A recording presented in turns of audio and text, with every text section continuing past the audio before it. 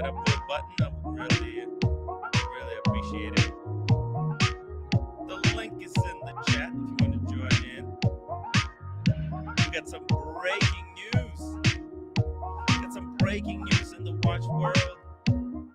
Nico Leonard has finally released his new watch, and it's hilarious. It's hilarious, but I don't know. I'm not sure who's going to be laughing. Before we reveal that, let's say hello to the chat. See what's going on. What do we got here? I got a hell hound. That's a scary account. It looks like he's eating popcorn. Thank you so much for watching the show, Hellhound. We got Mathis. Wizard, turn yourself in. I think Wizard should turn himself in. In fact, you know what? Let me make a poll. Should should should Wizard go to jail? Should Wizard go to jail? Yes, no. Guys, the poll is in the chat. Let me know. What do you think? Should the Wizard go to jail for stealing $400,000 worth of people's watches and cash? Let me know. Let me know. Let me know what you think. He was Canadian, though. Maybe some of you will think it was not enough after all. But anyways, we got Mathis there. Dr. Bob's Nightmare. Oh my God, that's a scary icon. Great to see you in the chat. Dr. Bob says only upvote after OC asks 50 times. No, do not wait. Upvote right now. We've got the proper FU watch. By the way, this was the teaser, right? Nico Vander Horst announced that December 11th. Well, actually, that's tomorrow. December 11th is tomorrow. However, you can already see it, and we showed it yesterday, but you couldn't order this proper fuck you watch. For a second, I thought maybe it will be a April Fool's joke, but unfortunately, it wasn't. It's not true. 2-0 says so. This guy challenged Tracks to a fight and then chickened out. Oh my god! Yes, there's actually there's actually another video on this, and I don't know. I don't mean this this fight between Nico and Trax, it's kind of getting old, but I feel like I want to see the end. I want to see how it ends because I don't know. This guy doesn't like me and it just cracks me up. It cracks me up why Nico has so much disdain for me. It's truly a mystery that will never be solved. So guys, just let me know when you want to see this watch. Okay, let's get to 100 upvotes, and then I'll show you the watch, guys, and the price. You're not gonna believe it. Watch Bronco. Oh, and by the way, we got somebody in the back room. Whenever he's ready. Watch Bronco says 2 a.m. in Bahrain. Hi, Tim. Welcome to the show. Watch Bronco. By the way, besides this whole nonsense with Nico Leonard, we do have results from Phillips auction earlier today. There has been even more record breakers. In particular, there's a watch that I want to show you that sold for some insane amount, but I don't know. I'm not ready to reveal it yet. And guys, I got like 40 40 watches from Moda, so we're gonna take a look at the where the market is, where the Phillips auction is at, and we'll check out this whole Nico Leonard watch nonsense. Okay, let's just a second here. Oh, and we finally had response from Avi regarding the what's it called? Regarding the fake authorized dealer story. So a little bit more later on that. Okay, so Johnny O, good evening. Good evening to the show. Tim Jacks, thank you for watching. BW, always great to see you in the chat. David Brown, good evening from UK. I feel like I have to start going back to my 5 o'clock schedule. That schedule worked really well for me. Would you guys like me to switch and go back to the 5 o'clock? This whole 6 o'clock is not really working out for me. I feel like Scotty H. Thank you. Let's see. We got Renee De La Pan says, should Sheen go to jail for sinking Venice by his heavy ego? Listen, Venice is very sturdy. I think it can withstand Sheen's ego. Come on, Renee. Uh, Kaloy, thank you so much for the upload. What's up? What's on over there? The sound? Yeah. Alright, I need to get my wedding ring. I forgot to tip. Sorry, I'll be right back. Everybody okay? I just forgot. I took a shower, forgot to put my ring back on. Oh, okay. Cool. Watch is Brian says, show the shitter Nico watch now or I will downvote. Okay. Are you ready? Okay, so look, I'll show you the watch. And I have this low resolution image. I also have a high resolution image as well. Okay, with the price, confirming, and I kid you not. But before I show you that, guys, upvote and tell me, give me a guess. How much do you think Nico Leonard would charge for this proper fuck you watch? Tissot. Meantime, I'm gonna check how much does the Tissot PRX goes on Jomo Shop. What's the price for the PRX? Do you know, Diego? Automatic or Yeah, quartz? Maybe like $800, something like that. Are you sure? I don't know. I mean, maybe more. My quartz was $350, $400. And does it say how do you know which one is quartz and which one is not quartz? Does it say? Oh, it's gonna say Powermatic on the dial, correct? Yeah, and I think the quartz had just flat dials. They didn't have the tapisserie, right? Okay, so for example, okay, I'm on Jomo Shop right now. By the way, how happy are you that OC is back? Yeah, it's pretty cool. He's back. He's back, baby. He's back in full force. Where is he? I think he's gone again. Oh, he's at the dinner. Yeah. Took another vacation. Yeah, that's right. It's nice that we say he's back, but he's not here. No. I think tomorrow is a dinner with in New York with all the cool. Marky Mark is coming to the city. Nice. It's gonna be fun. So check it out, Diego. It's $550 on Joma Shop and $700 retail, but that's the black dial one. However, oh shit, it was kind of difficult to see which one exactly that is.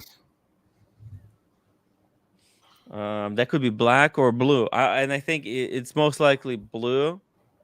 All right, so just guys, let me know. Let's see it. What's your guess? What do you think, Diego? How much do you think if this is? So here's the thing. There's a company called sorry for the language. I fucking love watches. And they have a lot of these collab Tissot PRXs where they like splash the paint on.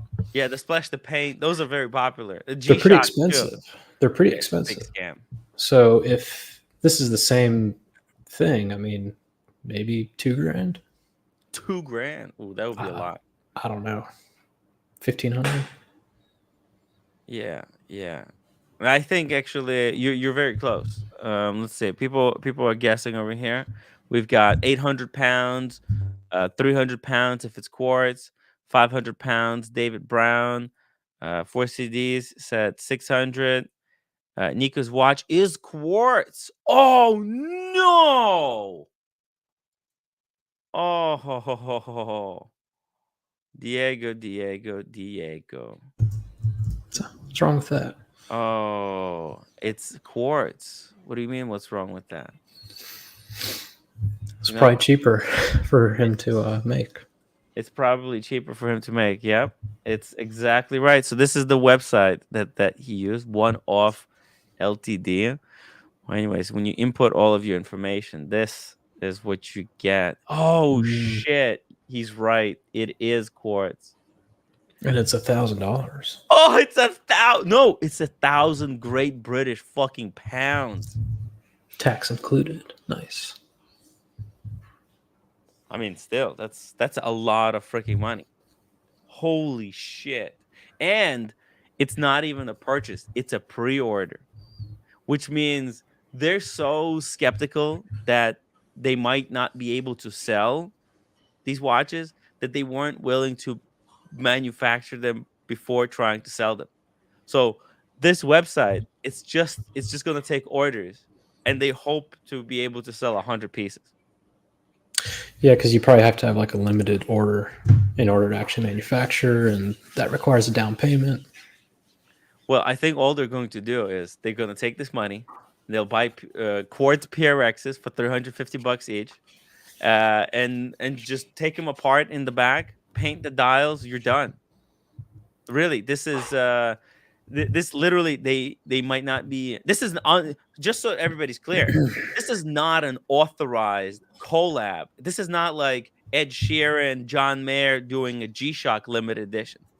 This is unauthorized limited edition where they just go on the probably Jomo shop, and they buy 100 Tissot PRXs, okay, quartz models with the blue dial, and then they take them apart and they put two middle fingers to the buyer so that so that you could look. I mean, whose idea was this? Because you know what this Wait, wait, is a wait, wait. reminder How of. do you know it's not authorized? What do you mean? What do you mean? What do you mean? This is not on the Tissot website. This is not I a know, but Tissot. neither were the I fucking love watches ones. Neither were the I know. No, no, no. red bar tutors that Brian has. Those weren't on the No, actually, Red Bar website. Tutors, I believe those were they were ordered from Tudor. I know. So this could be ordered from Tissot. No chance. Why? Why would they? It says hand painted. No, no, those. Where does it say that? Oh, here we go. So this is all the specs. Our hand painted fuck you PRX is limited to 100 pieces only. Distinctive and hand painted. No two dials are alike. Which means they just give it to a micro painter. That's Like not cheap. That's not cheap. You got well, to it's not take the that watch apart. You expensive. got to take the hands off. You got to take the movement out. That takes some Yeah, I time. mean it takes a little bit of logistics, right? Because I Yeah. think this is what maybe this website does is they do logistics. I mean, it's actually not that difficult. I mean, I could sit down but I would need proper storage tools, like little storage boxes. Let's say I have 100 to keep all the parts together. But because what you need to do, you need to take 100 of these watches. You just get one watchmaker, right? Who can open the case back. I mean, fucking Peter can do this. Peter can take out the movement and take off the hands and take off the dial and put the dials separately. Put the dials into a big box of just dials and Yeah. bring them to a micro painter. Yeah. I mean, it's easy. It's easy to Yeah. I mean, do. I can fucking do it. micro painters are very cheap. But the roommate can paint. The roommate can paint. She was painting miniatures. Look, but it's not like they're painting it with lacquer. This is not close in a work here, Diego. This is just what I believe. This is. I mean, they say Looks it's hand painted, looks but pretty good. dude, it's a fuck you to the buyer. It's like, haha, you're a moron. You spent 600 pounds extra for this watch than you could have. He You has his. I mean, understand? he has his fans, dude. They're gonna spend their money to support Well, him. I mean, do you think like I feel like this is really unethical? Like I feel like this is, you know what? He's decided to burn. Because look, you only do shit like this is when you know you're never going to become legitimate with these brands. And you see Nico doing this, it basically burns all the bridges of future possibility of doing collabs. Right? Because think about it. He could have done a Hublot Nico Leonard limited edition. or other stuff. I mean, there's always like his channel is big enough to where why does he have to do this kind of stuff? This kind of stuff is basically a way to burn bridges with like legitimate industry. Like if you legitimate industry already hated him, right? Doing stuff like this, Uh, it's even worse. I jumped on because I was in a really good mood. Oh, sorry. I even have my watch box next to me because I was Oh, excited about watches today. So I'm going to jump off. I might join later, but I'll let you go through this topic. oh, all right. Yeah, this topic is unfortunately okay. Diego doesn't like to talk about this subject. Uh, all right. Well, let's drop the link. Maybe somebody else wants to hop on. I think this is freaking wild. Tissot PRX marked up 600 pounds, maybe even more, with two middle fingers. Who are these middle fingers to? To the buyer? To I mean, because like if you think about it, who's going to be looking at this watch? The person who bought it, and what they're going to be seeing, two middle fingers looking at their face. So I mean, this is an important topic. This is an important topic of customization. Like there are brands who do this professionally, right? Like Bamford professionally. Well, now he's doing it like in an authorized way, right? He just did the Frank Mueller with Snoopy. Apparently, that had to take Bamford, but like producer Michael, this is the kind of stuff producer Michael does. Uh, you take apart a very cheap watch, you splash on a little bit of paint. I don't even know how this is going to work out. They say it's a micro painting, right? Let's see it. Let's see what do we got here. It says every dial is unique and hand painted. So I thought maybe they could put like those transfer stickers. It's a possibility for that, right? Like you could just put some type of a sticker. But if this is hand painted, all right. He says it's 316L stainless steel, which is fine. I mean, that's just what the watch is made of. So it says, and the dial has a middle finger. His middle finger on the dial. How is this a proper fuck you watch? And it's not like even. I mean, it's not like even what who are you supposed to be showing this middle finger to? I don't understand. I think this is a botched. But I really don't think he thought this through because wow, how are people supposed to interpret this? Is this fuck you to Rolex?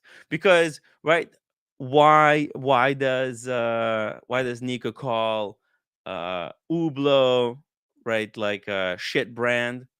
Because what they don't live up to um the standards that they should be. Like his complaints were, oh, they weren't using in-house movements, well, they were charging full kind of Rolex price. Well, and then G-Shocks are the god tier watches, right? So I mean, but then what is this then? What is the Tissot for $300? Is this who is the fuck you to? Stephen Miner says this is circular logic. Well, exactly, exactly. Congratulations again. Congratulations. If MJ is in the chat, congratulations on the code 1159. It's crappy ripoff of the Bamford bad motherfucker collab. There's also a Supreme. You know what? If you think I think it's actually a ripoff of Supreme because there was and I think he was actually on an auction recently. Supreme Rolex. I think it was Submariner. I think it said, okay, this is it. 50,000. Here we go. This one, fuck M. Fuck them. So check this out. Bob's So it goes. I mean, this wasn't a Bamford ripoff, but maybe Bamford even ripped off of this. But this was the original, I believe, the OG "fuck you" watch, which was a customized Submariner with "fuck 'em," and two middle fingers on the Tissot are supposed to kind of be like, "fuck 'em," or "fuck you," or who is getting fucked here? Rene de La Pons, Tim, you failed in painting doors. One color only. You aren't Van Gogh. Okay. That's good point. Hakan says have her do it 100 times. Okay, I think I'm way behind on the chat here. Let's see here. Mario Furioso, link for Tisso. Oh, and Sam D says check Bamford and second Secondi. Okay, let's check it out. I mean, look, if it's not a blatant ripoff of Bamford, then it is kind of a in a way. It's a plagiarism of Supreme. What Supreme tried to do with "fuck 'em," because that's literally saying what Nico is trying to express with those two emoji. Let's see it. Bamford X second second. See. Oh, wow. Okay. Hype beast. Interesting. Bad morph. Bad morph. Interesting. Is this really Bamford? Oh, it is Bamford. Bad morph. Huh. Using ad blocker. Yes, I am. Hey, Sam D, thank you so much. Yeah, it's kind of in a way, it's a kind of a combination of both of these. Timbo is promoting Nico. How am I promoting Nico? But I think it's worth looking at because it's guys. This guy has 1.6 million subscribers. These people they're going to go out and buy the stupid um Tissot, and I just wanna warn people like look at this. Like this is similar stuff was coming out of the Timepiece Gentleman.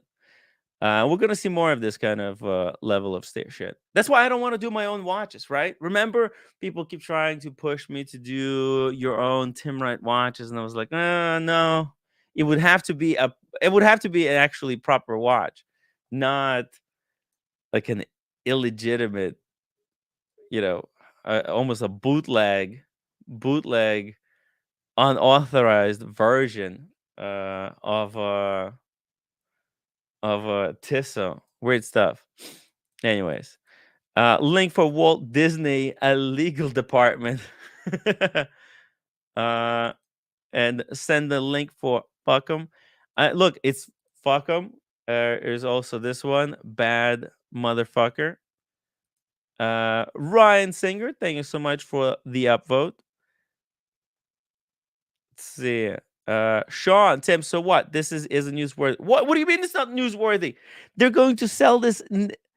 Sean, are you kidding me? It's a Tissot that's going to be released tomorrow for £1,000. £1,000 that's going to be promoted to basically kids, majority to people, kids, and people who can't or maybe shouldn't be buying watches. Or if they should buy a watch, they probably should just get a regular version of this, not a quartz of all. And like Nico purposely chose to make this one quartz version to pad the profit margin because remember, the retail version of this one is 300, whereas the automatic one is 600. But they're reselling this for £1,000.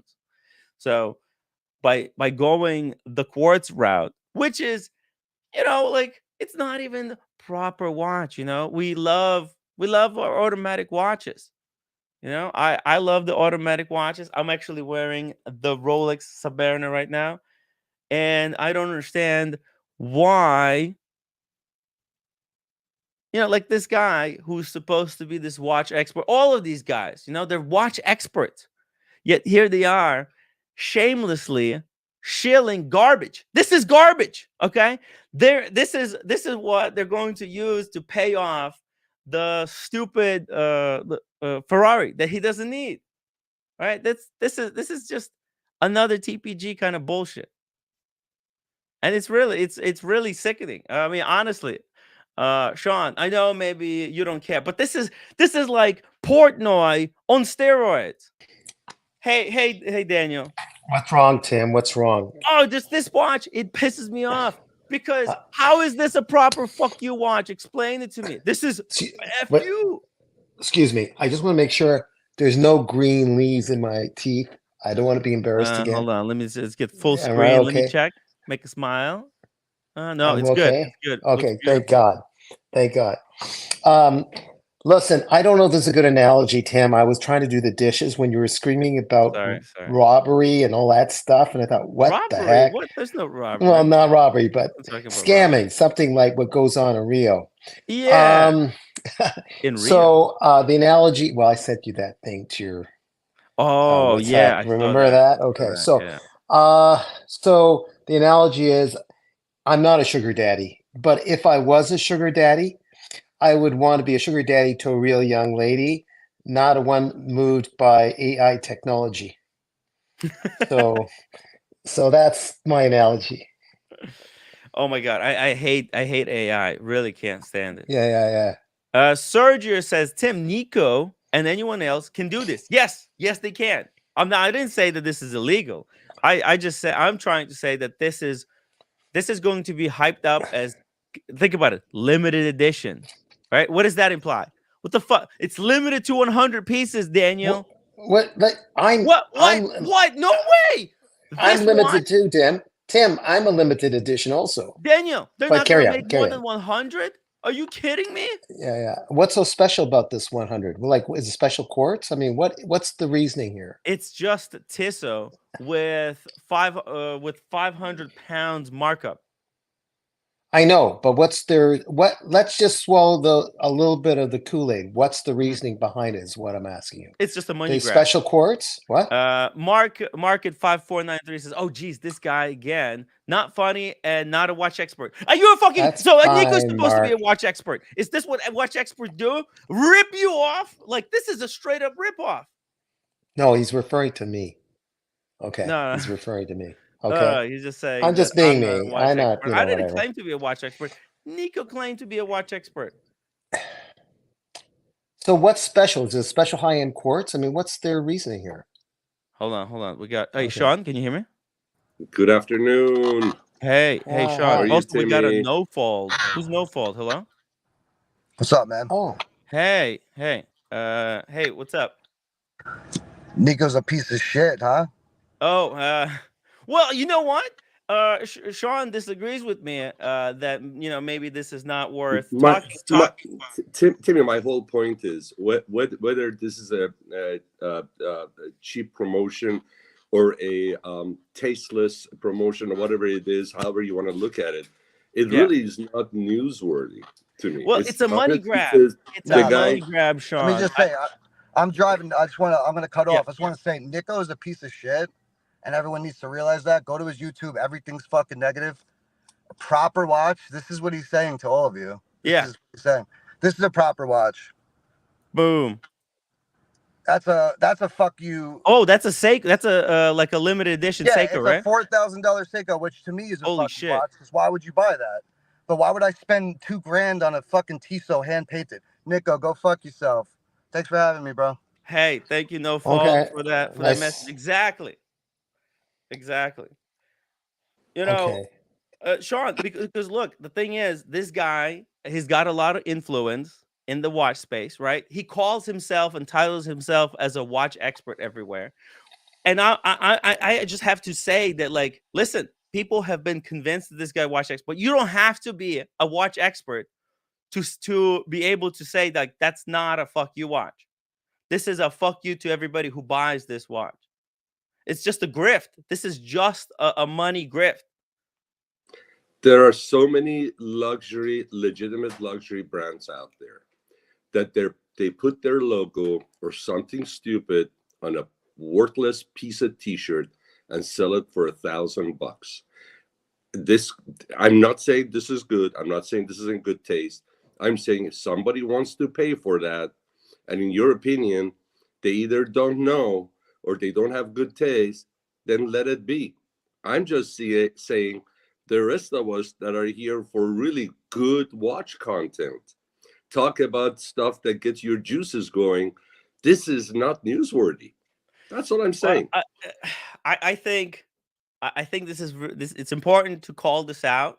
And by the way, you're promoting But this shit. I got hey, I've got like 6 hours to kill, so I'm definitely gonna go on to other topics. But I just listen. I this has to be a warning. Has to be sent out. I don't want any of my viewers, to even think about buying this thing because the first thing that comes to people's minds that they see the limited edition, they see 100 pieces, and there's going to be people who are going to try and jump on this because they might think that this is an official collab that could become collectible in the future. But I wanted to dispel all of those then things. let them learn. They'll learn after they buy this, if they really think if they really think this is going to be worth something, which I doubt it. It's but not. if they really It won't. You don't have to be an expert to say that. Yeah. If they really believe that, and I'm assuming these people are all over 18 years old, okay, above the age of voting for presidency or getting their driver's license, then you know what? That's the price they need to pay, because later they on don't they're know going to lose better. that money. They don't know better, and lose Nico's that trying money. to take advantage of the people who don't know better. I understand that, but this is not in the same. This is not the same as somebody like Wizard or TPG scamming people. This is just in poor taste. This is a legal way. Oh, I understand. Taste. I understand. Yeah, this is not like that's he's what not. it is. Yeah, that's what. Listen. You cannot be responsible for everybody's bad decision. Somebody should know. Hey, this is a watch that you can get for $500. Like you said, this guy put this on. First of all, why would I wear a watch that has 2 middle fingers of Mickey Mouse on? Pointed at you. And yeah, exactly. What the and you're heck? the one looking at it. But you know what? If somebody wants to pay for that, then you know what? They deserve to lose their money down the road when they try to sell it. Gatsby $5 super chat. 99.9% of Nico's followers can't afford a real luxury watch, so he gives them stuff like this and other painted Casios. This is not worth your breath. It's not exactly worth my buying. point. Exactly my point. Thank you. It's what it is.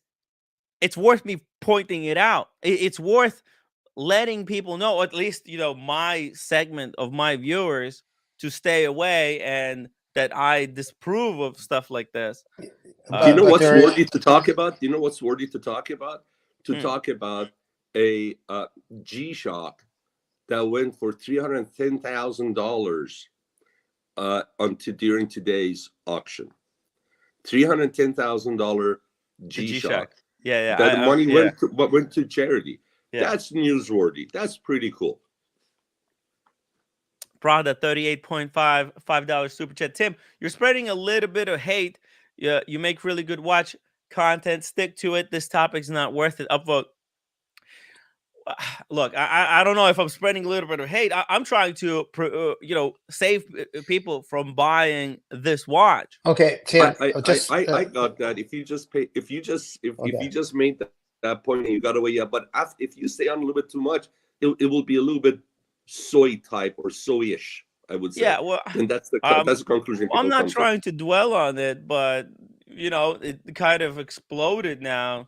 There's people who don't want me to talk about it. There's a lot of Nico Leonard fans, and but look, mostly this message. I'm trying to get this message out to the Nico Leonard fanboys who will try and to go out and buy it.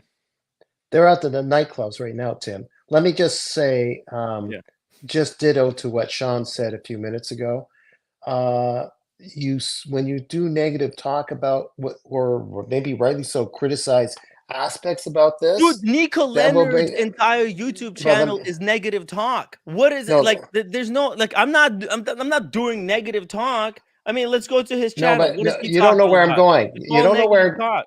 No, you didn't know where I was going with it. Hold Okay. on. That's not where I was going with that.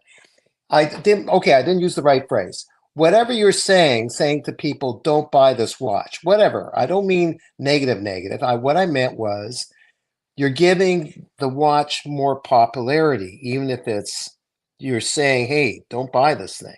Don't spend too much time on it because what your objective will be defeated by people knowing about the watch. No, but like if I don't talk about it at all, see, we would No, have I didn't actually mean been don't talk done about it. talking Okay, about okay. that watch a long time ago. Okay. But Whatever. I just wanted to say that. That's all. I'm just saying, listen, you have a lot more to offer. You're above this. Stay above it. Don't punch down on this guy thing, and let's just move on. You made the point. I think you made the point. So by now, if whoever was thinking about buying this, if they still want to buy it, then it's on them. Let's. I would just suggest let's move on. Gatsby $2 super chat. Is this worse than $2,000 Balenciaga hoodie? It actually is. It is way worse. I think this is worse than Balenciaga hoodie because at least I have to say, if I wear this on my wrist, I only know how bad of it in bad taste it is. But if I wear that hoodie, then everybody knows how bad of a taste that is. So this is a little bit more discreet than the Balenciaga. So I would say this is a little bit worse. I mean, it's not even. This is like taking Balenciaga hoodie and then writing your own stuff on it and then reselling it for even more money. It's very circular. It's really there's no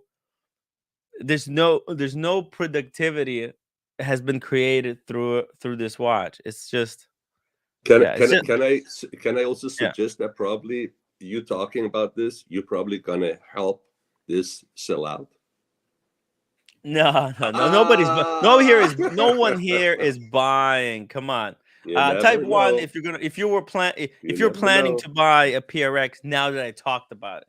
Now that I talked about this watch, what you should do actually is go to Joma Shop. Joma Shop, Tissot PRX, they have these for especially the quartz one. The quartz one is $290 US. It's so cheap. This is the original watch, and that's a Steinhardt.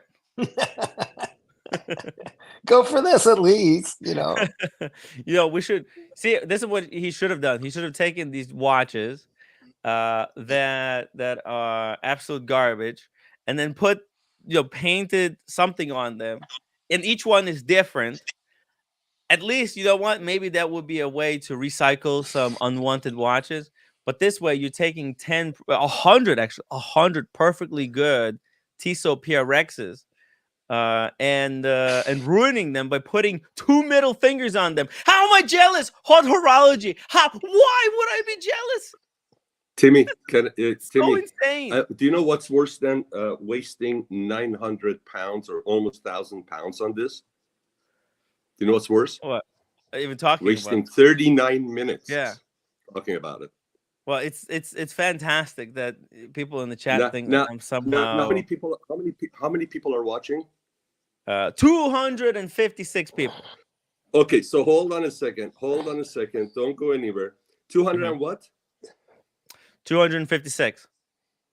We just collectively wasted 9,984 minutes. Can we get on, please? They want to hear this. That's why they're here. They want to hear. No.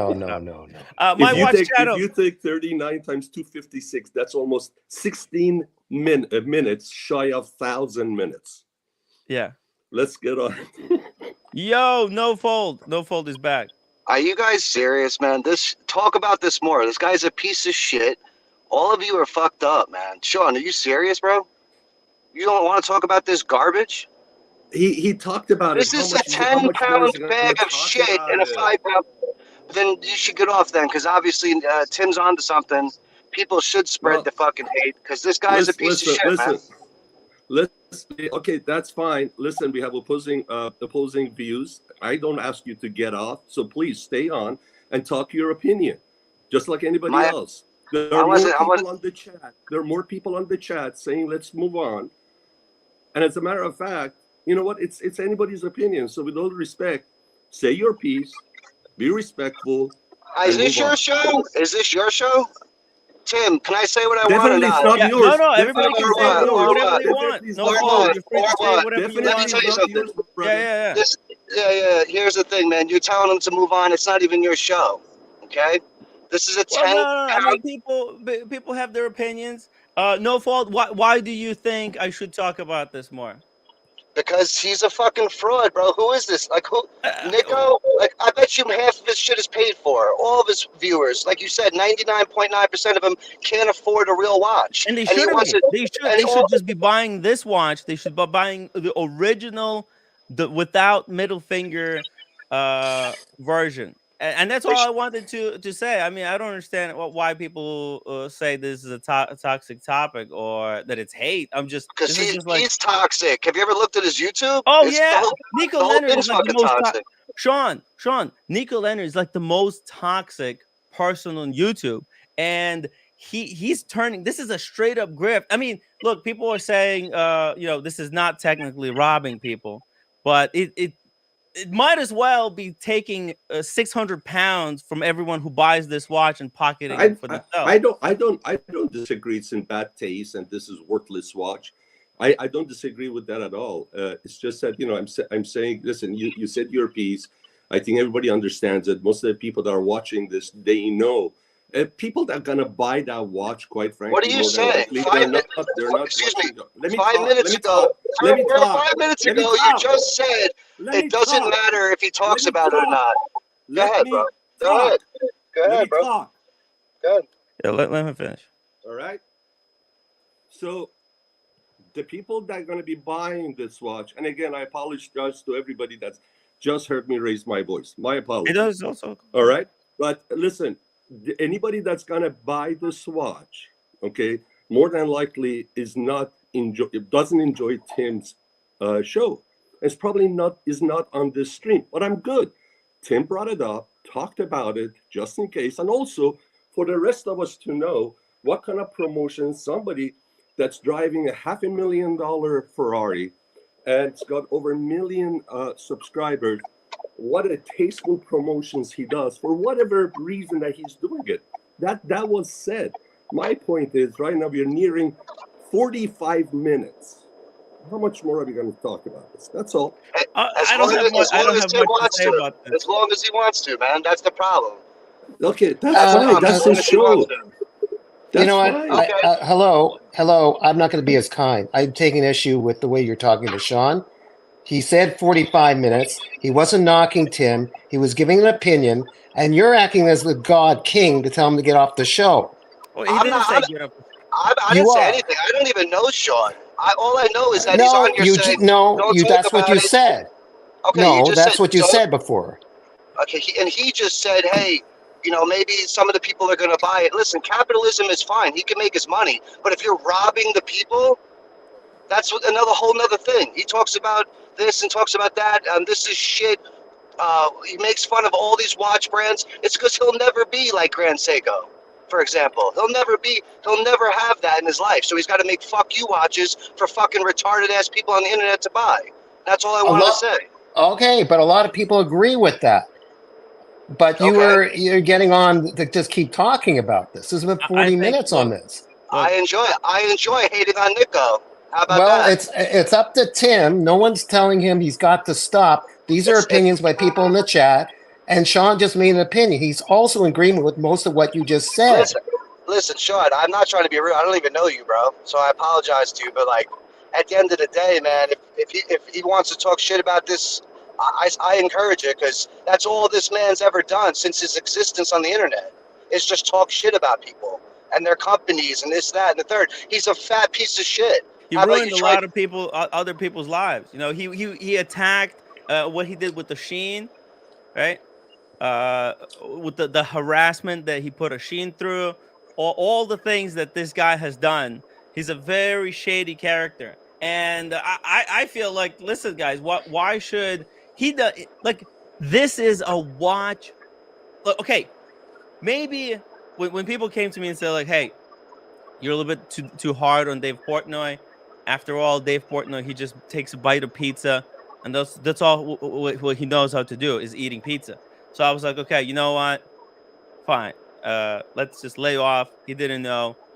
But this is supposed to be a so-called watch expert. Just and like the thing is, everyone is so star struck.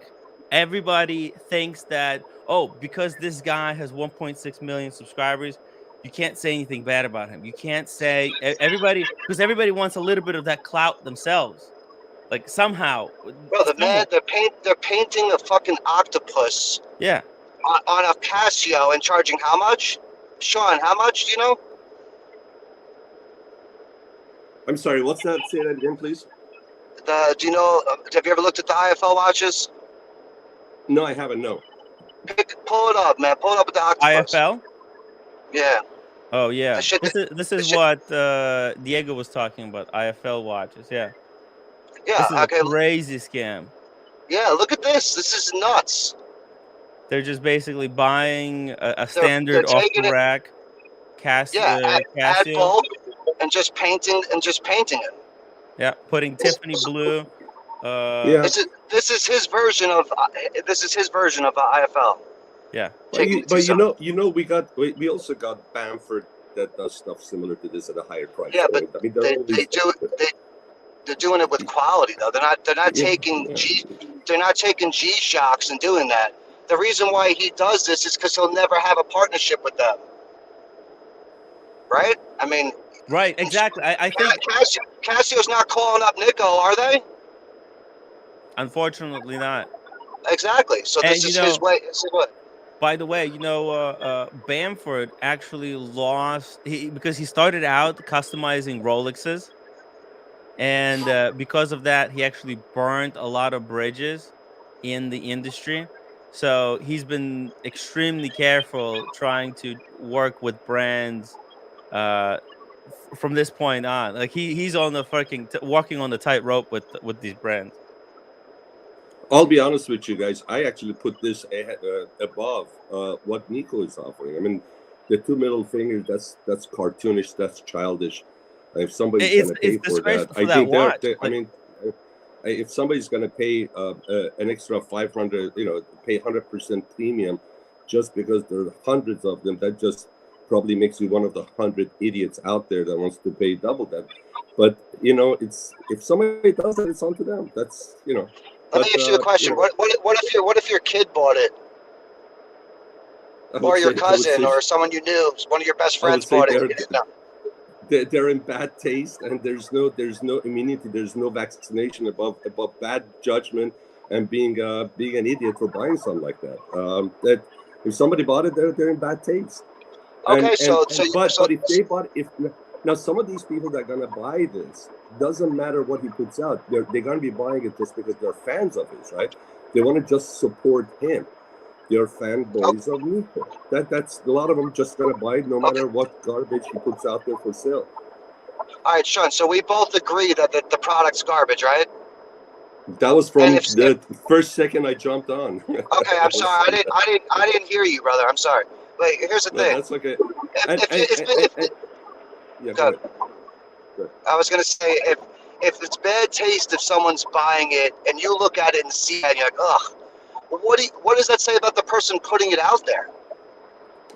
You know what? That's the actually we should if you're not a Nico fan and you see what he's about, you should actually be happy that he's putting this garbage out because he's exposing himself.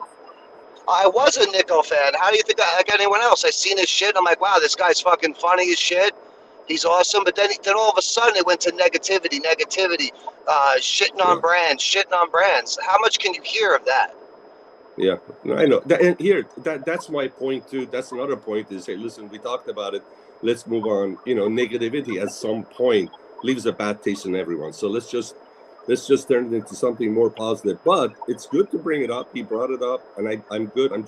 My point was, perhaps maybe we should get on something a little bit more positive. There's a lot of good news that came out. There were a lot of great watches that went out today during the auction. The very first watch, $310,000.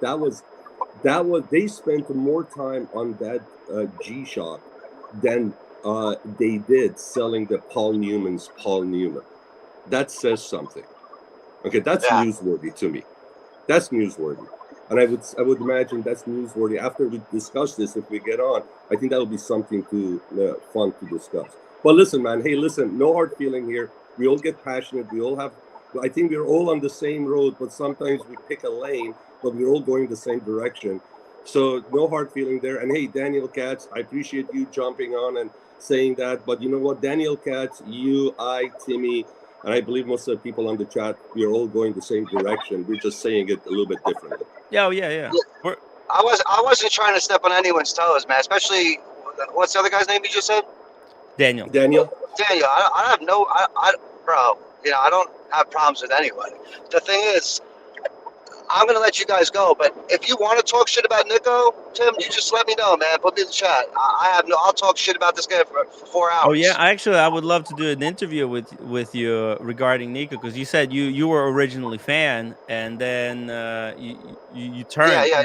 Yeah. I actually let's schedule something. Can you contact me? Maybe we'll start a show like together for a couple hours. We'll talk about your history. All right, no with problem. him. Yeah, I would love your story to be heard as a warning for other people. Yeah. All right. Sounds good, man. You guys, cool. I'll be watching. Have a good day. Cool. All right. Cool. Thank you. Take care. After that interview, I'd like you to interview me about peace and tranquility and the meaning of life. Oh, that would be actually. Let's do that first, and then we'll do. Oh, I see. Oh, now I put myself in a spot. Look, but like, listen, it's all cool, no fault. I mean, look, there's some people who are really passionate and they want to hear about this kind of stuff because they were burnt by Nico. Like, there's whole community of people out there, and like, hey, the guy has a lot of voice in the watch space, and he's commanding it to enrich himself, and I think we should make it as difficult as possible, to rob our community again. The fucking watch wizard, Roman share, the timepiece gentleman. Watch people are getting fucked on every side, and so I think we should not just give up our money so easily for every little thing that they come out. I mean, this is disgraceful. I know this little thing. I gave up my money. I got to be careful next time, giving up my money for this. Hey, that's freaking beautiful, Explorer. Yeah. Hey, Alex.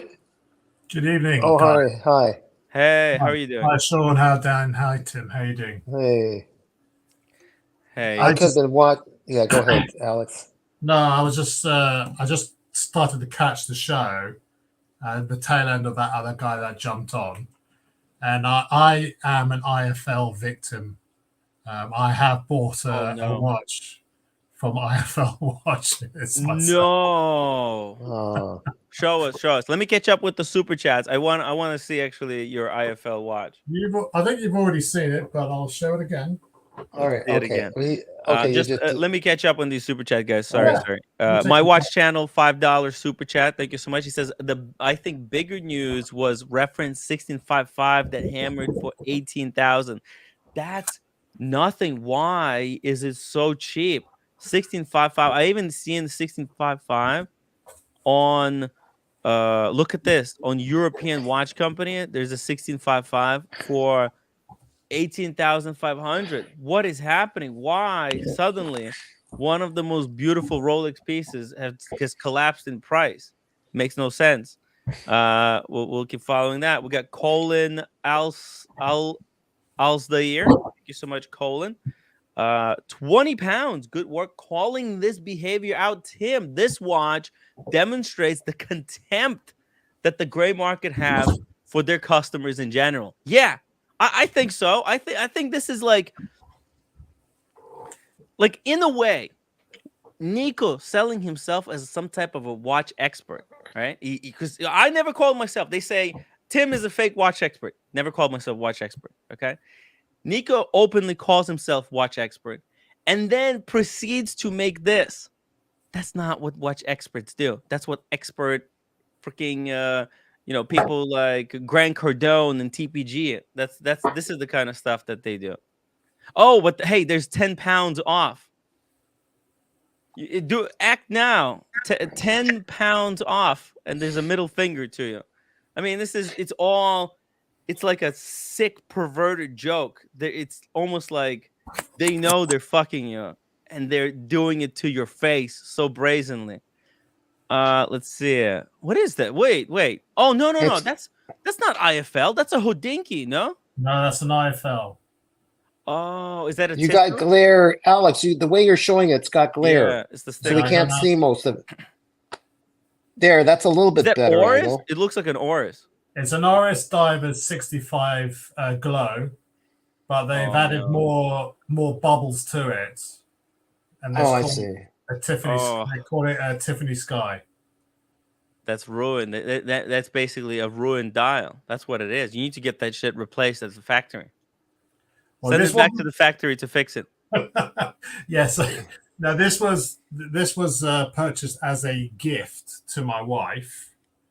She thought it was quite fun, and then in the meantime, we got the phone call from the Rolex AD for her Yachtmaster, and she cooled on this quite quickly. She said, "Like, oh no, get rid of that shit." So unfortunately, it was after the return period, and so I've been trying to sell it ever since. No takers. What can I say?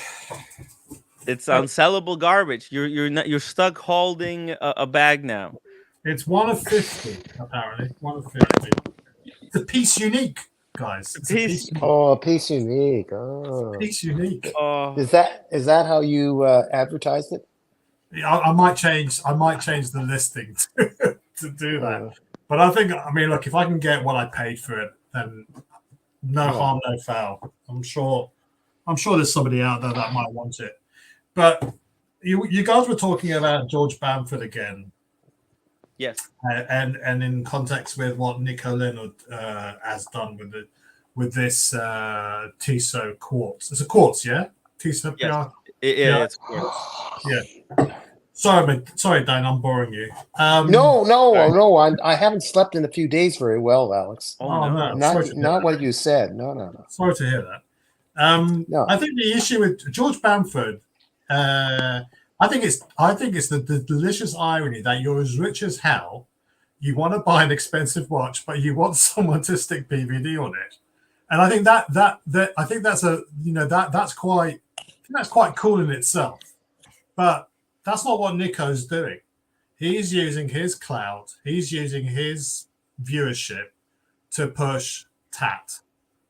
The Tissot PRX is an okay watch, but just sticking two middle fingers up on it, there's no. It's not even new. It's not even original.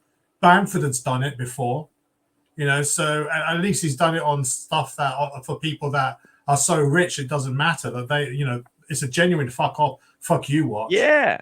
But this is not that. It's not a fuck you watch. That's not a fuck. This is a fuck you to your fan. This is Nico's way of saying fuck you to his audience and taking the last 600 pounds out of their bank account for himself. This is what all it is. What I don't understand is that where I started to question him was the intent, the passion he had for spruiking this product is the same passion he has for Casio, is the same passion he has for Rolex and Patek Philippe. And then you start to wonder, you can't surely hold this in the same high regard as some of these other companies. Nico Leonard's passion is very profit motivated. Okay, he's passionate about Casio is because he knows that his audience can't afford Richard Mille's that he always wears. He always wears a Richard Mille. He wouldn't be caught dead with a G-Shock, God forbid. He can't wear a G-Shock because his ego would hurt. But he's calculated that, hey, I'll wear G-Shock. A G-Shock, it's his way to connect with his audience. Hey, I'm wearing G-Shock just like you guys. You see it? We're the same. Now buy God tier hoodie from me. There you go. There's a G-Shock. It's a Bamford G-Shock, actually. Oh, it's a Bamford? Really? The color? Yeah. That does look like a Bamford color. Bamford G-Shock. Wow. The first one he did. Wow. That's actually pretty cool looking. I like the color combo. Yeah. Hey, Wow. Timmy, before you read the chat, I just want to say hello and goodbye to Alex, Daniel. I appreciate you, brother. Timmy, again, my apologies to the chat for blowing their eardrums, but hey, it was good. It was fun. They like that. We added some excitement into it, but you gave them something to talk about. You know, that you give them a little bit of energy. They needed that. So, you coming back a little bit later on? We're going to kind of slowly transition into the Phillips at some point. My wife might have to go somewhere. So oh, okay. It looks like he has to go somewhere. I was visiting all day trying to get over this cold. So. Hello? Sean? You're cutting out. Thank you. Oh. Whatever. He said goodbye, Okay. but without knowing he almost sounded as bad as me at the end. I mean, he's all good. He's all good. Mm-hmm. Mikey, thank you so much for the $5 super chat. £5. He says, Timmy, was this dial inspired by a previous fridge sponsorship deal? I bet it did. Me and Nico had a famous refrigerator deal that went south. Watches on wood, thank you so much for 12 months of membership. How can No Fold have such little respect for Sean? He didn't know Sean. You know, he kind of apologized too. Yeah, I think they made it. They No Fold kind of they apologized to each other or whatever. Yeah. Look, there's after I barked a bit. Yeah, but look, there's a big segment of the audience that want to hear it. There's a big segment of the audience that doesn't want to hear anything about it, and it's incredible. And both sides are very passionate. I don't even know what to do. So, thank you for Sean's patience and working it out with No Fold. And I think, you know what, me and No Fold will just. I want to hear because No Fold, he seemed like he was burnt by Nico pretty hard. He seemed like he's the kind of the age, the kind of that would get burnt by Nico, right? Get sucked down a watch hobby, right? And then told to buy a whole bunch of Seikos and Casios. By this so-called expert. Anyways, Crackers 2549. Thank you so much for $2 super chat. Okay, and Billy, thank you so much for $5. Says, don't treat Sean like this. Don't treat Sean like this. No, Sean is cool. Sean is cool. And Prada 38.5 $5 super chat. Tim, stop the hate show. What hate show? What hate show? We lost Diego on the panel, and another hater now attacks Sean. Come on, let's move on. I mean, what? No, this is. They're going. You know, it's backed up. You know, this is belated. Backed up from that's belated. The fight between Sean and No Fold. Yeah. But they're all cool. They're all cool. I think talking things out is a much more productive way to figure everything out. Like, yeah, we should move on to why Daniel still exists. Why does Daniel still exist? It's amazing yoga, impressive diet, and a stress-free lifestyle. That question has been pondered on for centuries, Daniel, as you all know. Yeah. I do headstand. Better men than us have attempted that question. So, all right. Yeah. I'm sorry. I'm sorry. I just walked into this conversation late on, so I'm not. I just saw you guys were talking about Bamford, about the Pride and Pinion watch, which I had a look at, and I thought, yeah, I mean, like, I'm not going in on Nico because it's Nico. I'm just judging a watch based on whether I like it or not, and that's down to my personal opinion. I think it's lazy. I think it's just like what did he get these stickers from a cereal packet Dude, that was good in it, and he wait, just slapped them on there. Alex, it's even lazier than that. They're just taking pre-orders. They don't even have these made yet. They're gonna make them after New Year. If you buy them now, you get a certificate of redemption once they're ready. So they're so unsure that they will be able to sell 100 that they didn't even spend the money up front to make them done. Do you understand? Yeah. These guys, they're so scared. The watch market is freaking dead. Well, okay, it's no different to any other person trying to bring out spruiking their own watch. It's not. I don't like it. Sounds like some other people don't like it. Let's move on. You know, I can't understand how he makes himself out to be a watchmaker. I heard him say, "I'm a watchmaker as well." Nico, I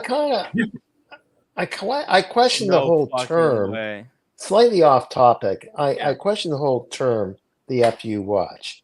Yes. Let's say you have one of those John Mayer all jeweled up pieces, John Mayer That's a or whatever. proper FU watch. Okay, but hold on. But the aim is, I mean, it's just a term. I get it. Yeah. But for people that subconsciously think, oh, I can walk into the room and F you to certain obnoxious people that I might see. Those very people that you're aiming at to say F you to will find some excuse in their head to say how ridiculous that person is to have that watch. They'll still think themselves above you. So it's not worth doing the FU watch to whoever you were trying to do FU to, because they're so self-centered, those people you're trying to say FU to. Yeah. That's my opinion. I mean, you're not gonna I get it, just a term. No one is getting impressed by this watch. Okay. You could get revered. You can be revered. Hey, good choice. Nice you're gonna taste. be revered. What would you say to someone? No, hear me out. That's not what I meant. That's not what I meant. I'm saying if you're wearing one of those John Mayer pieces, I'm just picking on John Mayer for now. Yeah, if you're wearing one of those really well-priced pieces and it's just beautiful, and someone might comment, "Wow, man, kudos to you." Nice That's not FU. That's just someone revering you for your choice. Yeah. So I'm switching the meaning, but the actual FU is just a term that doesn't go anywhere. To me. I mean, usually, like it would be a watch that, that's so hardcore, so heavy hitting, right?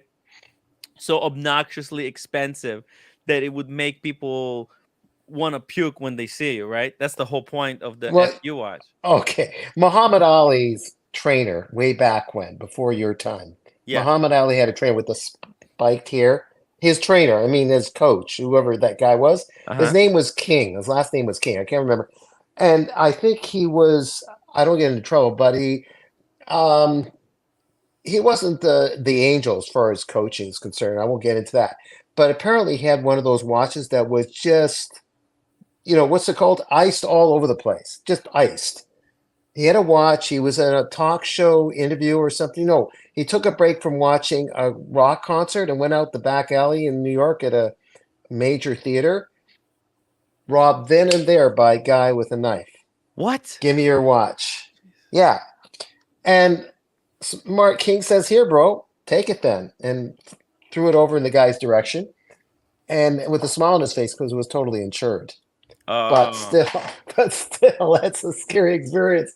I have sentimental value for my watches. I don't care about the money. Oh yeah. The money, it's good. No, yeah. You can't replace the first Submariner, right? Even if let's say if this Submariner was stolen from me, if I got another one, it's not the same. It wouldn't satisfy the same. Yeah, but you wouldn't psych me out, Tim. Doesn't matter what watch you wear. You wouldn't psych me out because it's your charm that wins me over, not the watch you're wearing. Yeah, I know, right? The watch that actually of a does more scammer damage than good. Of a scammer troll. Yeah. No, I'm just kidding. My watch channel. Thank you so much for the $5 super chat. He said, "Boot this ride flown." He can super chat his opinion, deadbeat. That was regarding no fold. Look, it was difference of opinion. There was a little bit of miscommunication. It's all good. At the end of the day, it's all cool, guys. Awesome Pawn, $2. Timbo, you are burning multiple bridges. Type 1 if you think I was burning multiple bridges. Look, I don't know. I mean, this is stuff That's belated. I think we're coming back Yeah. to center, Awesome Pawn. I think we're moving it to we're catching center. up. We're catching up Yeah, here. yeah. We're even keeling now. Yeah. I think he's being sarcastic as well. Oh, I see. Okay. A little bit. Oh, he's laughing at the end. I forgot. Yeah, exactly. PG, $2 super chat. Tim, you watched that TPG parody show, LOL. It's nuts. The AI, the one that's made by AI, I'm gonna check it out. I don't know Send me the about link. that. Send me the link, PG. All right. That now, because there's so much Timepiece Gentleman footage, AI can just make episodes. So Timepiece Gentleman, because of the use of AI, they can pump out endless episodes of Timepiece Gentleman just scamming random people over the phone with consignment. It's wild stuff. Captain Kirk, Sean, have you talked about this? As long as this, look, we moved on. We moved on. Move on. I mean, look, this watch is going to creep back into the conversation but it is a part of a broader conversation. I think, at least, it's a part the broader conversation being customization in watches. Chris J says, Sim, your show hit all-time low. I mean, come on. Nobody was disrespectful. They were a little bit, emotional, but so cool. Gatsby, $5 super chat. Tim, this is Nico's version of John Mayer G-Shock, except that it's unauthorized. It's unauthorized because he can't. I think Nico burnt the bridges. He burnt those bridges. So yeah, and Bamford is desperately trying to rebuild his relationship with Rolex, because actually when he made those initial Rolex Bamford limited editions, they were really upset at that. They blacklisted him. There's a possibility he might get back into good graces with them, but it'll take time. Chuck flew up, $25 super chat. Miami fun, Timbo. Grab some jerk chicken in Little Haiti. I'm preparing the trip right now as we speak. I got hotel room figured out. I got the flights figured out. Where? In Miami for the Miami Watch Week. Oh, darn. Yeah, what do you think, Daniel? Okay, well, I'm not sure yet. Okay. There's a hostel nearby. That's not the point. I get to change the flight. Oh, changing the flight. That's not the point. I like staying at a good hotel. It's the flight change because I'm heading off to Costa Rica just a few days later for that other project. So that's, it's a chunk of change to move it. I'll talk to the agent. There's also something happening in April. I'll be able to talk to you about that. That's also Miami, but I don't know if you know about that. But I'll talk to you off stream. I don't know. Okay. I've just dropped a link to that Nico Leonard video with where he says as a watchmaker. No freaking way. Oh, in private chat? Yeah, I said it in private chat. Put it in the private chat. Okay. I have already. Oh my God. Here we go. He's talking about FP Journe, and he's making a comparison between him and FP Journe. He's comparing himself to FP Journe. Well, not quite, but he sort of is. So it's 18-minute mark. Okay, here we go. Put the captions on, please, as well. Okay. Here we go. People that watch me, right? So that's I wouldn't be here without you. Fact. Right. The other thing is I do have earned my stripes in this industry as a consultant for several watch brands. I'm an actual watchmaker. I'm not just a guy that reads books or learn books. There you go. I'm an actual watchmaker. And he's a consultant. He's a And consultant. he's a consultant, an actual watchmaker. Well, look, anyone who's done watches and collected watches for a little bit could be a consultant, right? Anyone, if anyone in the watch community has spoken with Dave Portnoy a couple of weeks before Dave Portnoy released that, brick company, it would have gone completely different way. Portnoy may have actually made a very successful watch, but because he didn't listen to anyone, I mean, well, consultant. There you go. Wow. It's over. It's over. I mean, Nico Leonard is a watchmaker now. He's a watchmaker, and that was his first release. This is fantastic. Wait, hold on. I can't believe I got a compliment here. Oh yeah, compliment here. hey, Oh my Red God. Shovel, £2 super chat. Very impressive with Daniels' input. Aww. Thank you, Red. And Sean, thank you so much for hopping on the stream. It was very good stuff. Skier Stiff says, Tim, you should put a show together discussing what value actually is represented in terms of movement, finishing, etc., specifically with regards to the watches under £1,000. See, that would be better as a video. That should be a video. If I only did videos, I should do a video, warning people about that watch and what they should buy instead. But instead, they should just buy that same watch without the stupid middle finger drawing.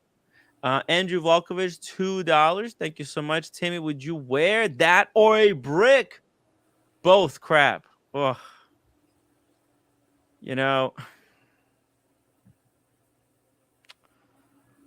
Fuck.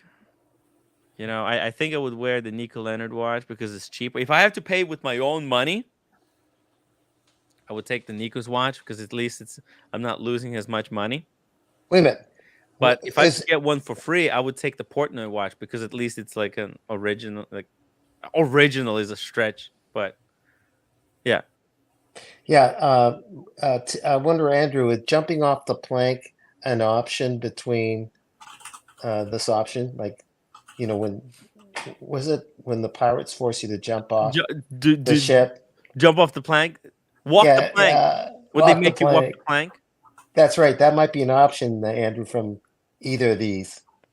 Yeah, walk the plank. Yeah, I would rather walk the plank than either of those. But hey, Daniel, if I was given one for free and I had to wear it, I think I would take the Portnoy watch. And like, if you think about it, Dave Portnoy, someone who is completely clueless about watches, at least made an original watch. What Nico did, it's embarrassing. Like, Nico should have done what Dave Portnoy did. Can I offer put together his own brand? We got it. Can I amend what your decision would be if it was given to you? Let me amend it. Let me add a slight addition to it. Yeah. So let's say you got that. You would get that and you've heard the term regift. Regift. I would. Oh yeah, I would definitely regift. I would return it. I would return. If I got Nico Leonard's watch as a Christmas gift, I would return it back to Nico. What's he yelling at, by the way, in this picture? What's your imagine? Okay. Oh, he's just yelling about that he's now a watchmaker. He's talking about FP Jean. He's talking about FP Jean, and he's announcing to everybody how he's a watchmaker now. And that's his new office? Is that his new office with a view of nothing in particular out there? I know. There's a water in the distance. I think that's a Big Ben in the background. Oh. Maybe he's staying in London. I don't know. What does that look like to you? Maybe that's somewhere in Belfast. Andrew Volkovich, thank you so much for the super chat. My watch channel, $5. My iPhone voice to text sucks. Cats can't be accused of being weak after tonight. Yeah, Cats, you stood your own. You stood your ground. Well, I so revere Sean, so yeah, I was just kind of speaking up. That's all. Like when I had to confront Roman Sheriff, you didn't squirrel away. When it was Sean, who was fighting, right? You came into his defense, but then when I needed you, squirrel away. Yeah. Okay, Well, you're anyways, getting better. Ufol You're getting better. he did sort of apologize or back off a little bit, you Yeah. know. So let's leave it at that. That he didn't quite hear Let's what be was honest. said. Yeah. Okay. Daniel, let's be honest. Yeah. There was no Sean wasn't fighting with no, what was his name? Be careful Yeah, with that because you may interview whatever. him. With the other guy. Oh, the no fold. No fault. Yeah. Yeah. It just sounded like because it's Sean has bad audio. Oh, No fold no, is in no the fault. It's car. okay. No fault. We're just Yeah. talking. No fault. It's all It, good. It's all right. it's Okay. Yeah. Yeah. just Yeah. so cool. Yeah. Wasn't fighting exactly. It was just the communication, and then like there's people who want to fight in the chat, and they're making it Yeah. out to be, you know. Yeah. They're just dramatizing it. No fault. It's all The good. chat All is right. like making it out. Oh, there's a Yeah. big Yeah. fight going Yeah. on. Yo. Yeah. Mr. Badgers, thank you so much for $2. Nico should stop digging. What do you mean? Digging what? Oh my god. What is Chris J says? Wrong again, Tim. You never admit fault. Fault in what? Chris J. Listen, if I'm wrong on something, I'm wrong on something. I'm not afraid to admit fault all the time. What are you talking about? MJ, $5 super chat. Daniel and Sean are true gentlemen. Honored to know you both. Here you go. Yeah, and MJ, I'm honored to have you as my bodyguard that almost had to protect me and save me in Vegas. Oh, right? From the darn, the Vegas. edible, right? Yeah, yeah. You got lucky. You had people like Sean, like Yeah. MJ, Sean Yeah. there taking care of you because we were Yeah. taken away. I was nowhere to be found. No, you were wherever you were. Daniel was in trouble, and Timmy was nowhere to make sure he's not walking into any poles. And there's scam artists in Vegas. Oh my god! So it's good to be with an entourage, right? No fault says maybe I should have stayed on. I mean, look, if you have anything more to add to the whole Nico Leonard situation, Alex, you got anything else? Or I mean, I could go honestly. I could go on for hours because he just dropped another video too. I could go on for hours as well because the hypocrisy of this guy is ridiculous. You're not talking about this tracks thing again. If people owing him money, he'll harass them. He'll breach terms and conditions of what a debtor can do. So if you look at the definition of what you can or cannot do as a debtor, you're not supposed to ring people first thing in the morning and through the night. You're not supposed to dox them. You're not supposed to embarrass them in public using social media. These are all the things that Nico Leonard has done. Oh yeah, and more. And more. I mean, I could read through the legal definition of what harassment for creditors and debtors stands for in the UK, and he is a UK citizen. So I don't know why Trading Standards wasn't involved when he started doing the shit with Oshin. It makes me it gets me bloody angry actually. And then he'll quite happily owe other people. He owed Trax, didn't he, money to begin with until he paid him off. Well, apparently so today he's trying to so look at the title. My final response to Trax NYC. Okay. And then here in the comments, he's got my fuck you watch link so people can go and start pre-ordering it. Let's see what people are saying. Looks like PRX LFMAO. I've actually watched a lot of Trax content. I actually am fan of his now after being Team Nico. Why can't you two just be friends? Who's Travis Scott? Let's see it. Ready for Quartz PRX. Nice copy of the PRX. A lot of these people, they're not even realizing that it's a customized PRX. They think it's Nico. They think Nico actually, like, that's the thing. This is the scary thing about online world, is that there is people who think, like, if you don't say that this is not official collab, they, like, literally in the chat, people thinking, because they're kids, they think Nico made a PRX watch. Looking forward to Nico putting that big mouth clown onto the canvas. Team Nico.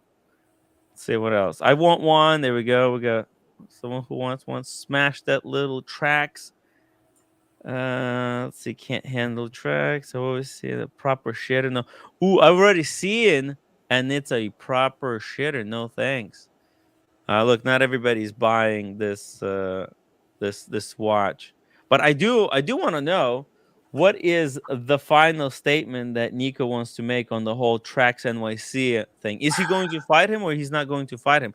Don't you guys want to know? I freaking want to know. He wants money. So just before you crack what? On with that, he wants it to be arranged, and he wants to be to quote him, he wants to be fucking paid. He wants to be paid. He wants to be paid to fight.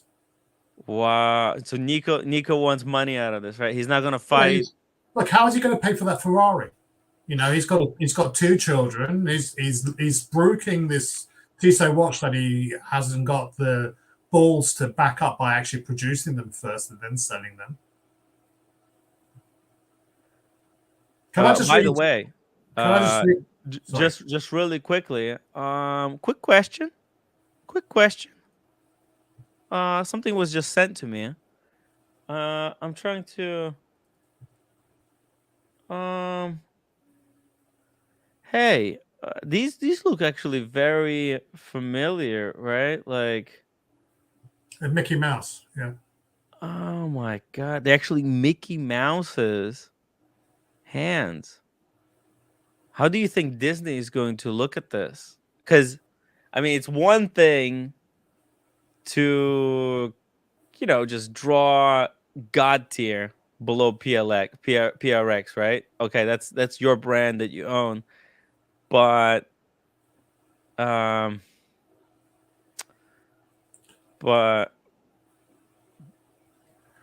don't think that the image of Mickey Mouse with this flipping the bird is actually an official Disney picture. Okay, no. It's obviously, this is not an official. This Mickey Mouse flipping 2 birds. This is not an official image of. Obviously, this is not an official. Maybe it is. But the gloves, like Mickey Mouse's gloves, they're pretty ubiquitous.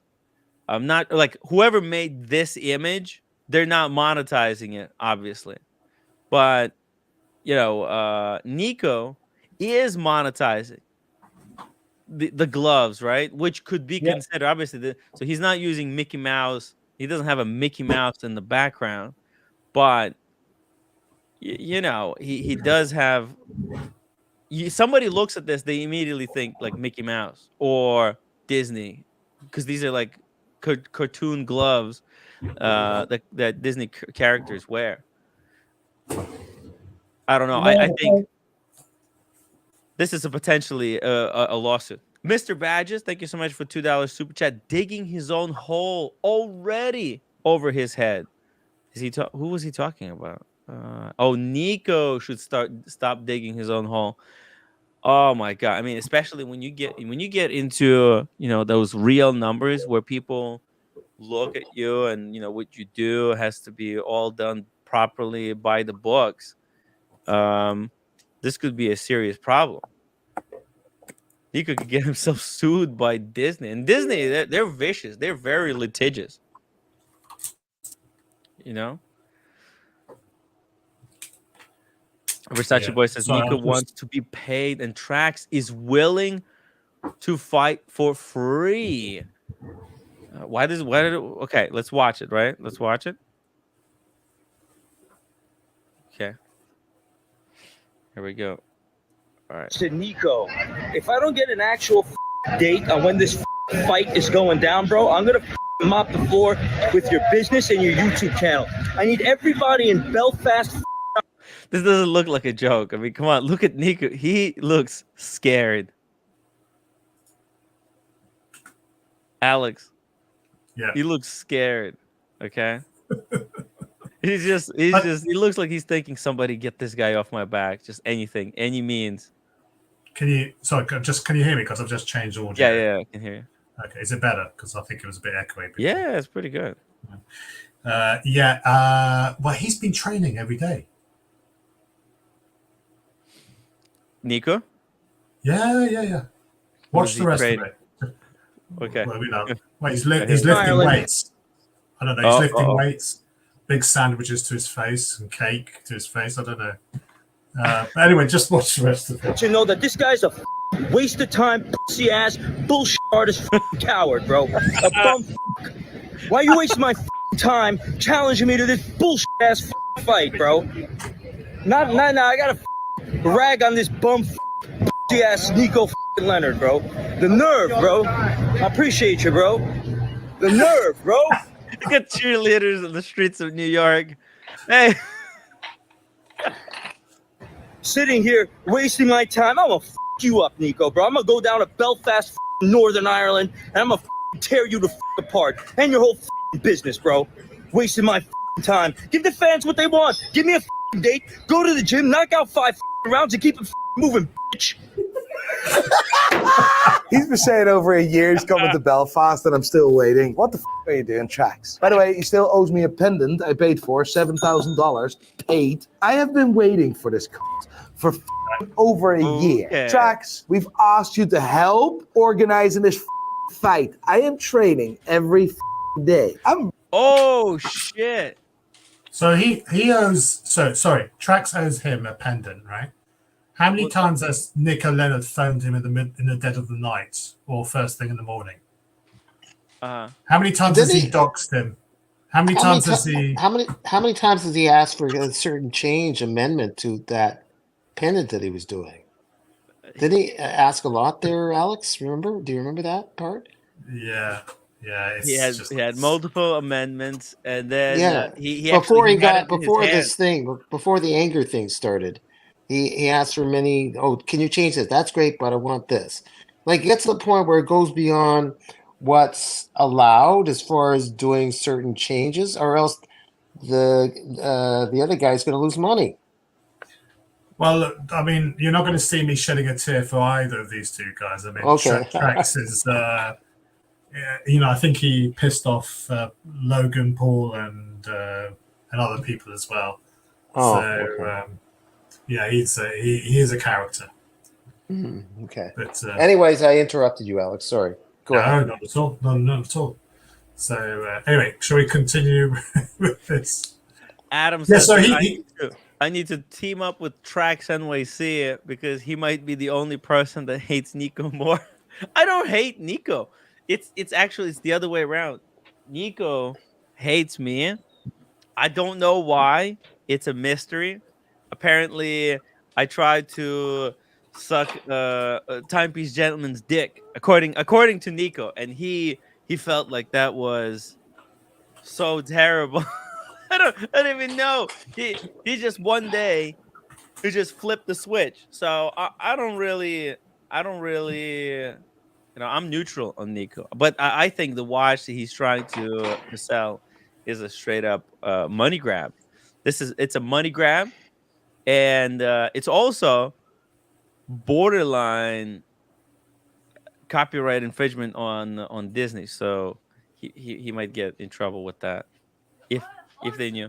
Hey, what's up, roommate? Also, how come you not clean anything this year again? I did actually clean more dishes than you know. But we'll talk about it later. Tim, You didn't clean dish anything at all. Tim, are you telling truth? Tim, are you telling the truth? Oh, I did.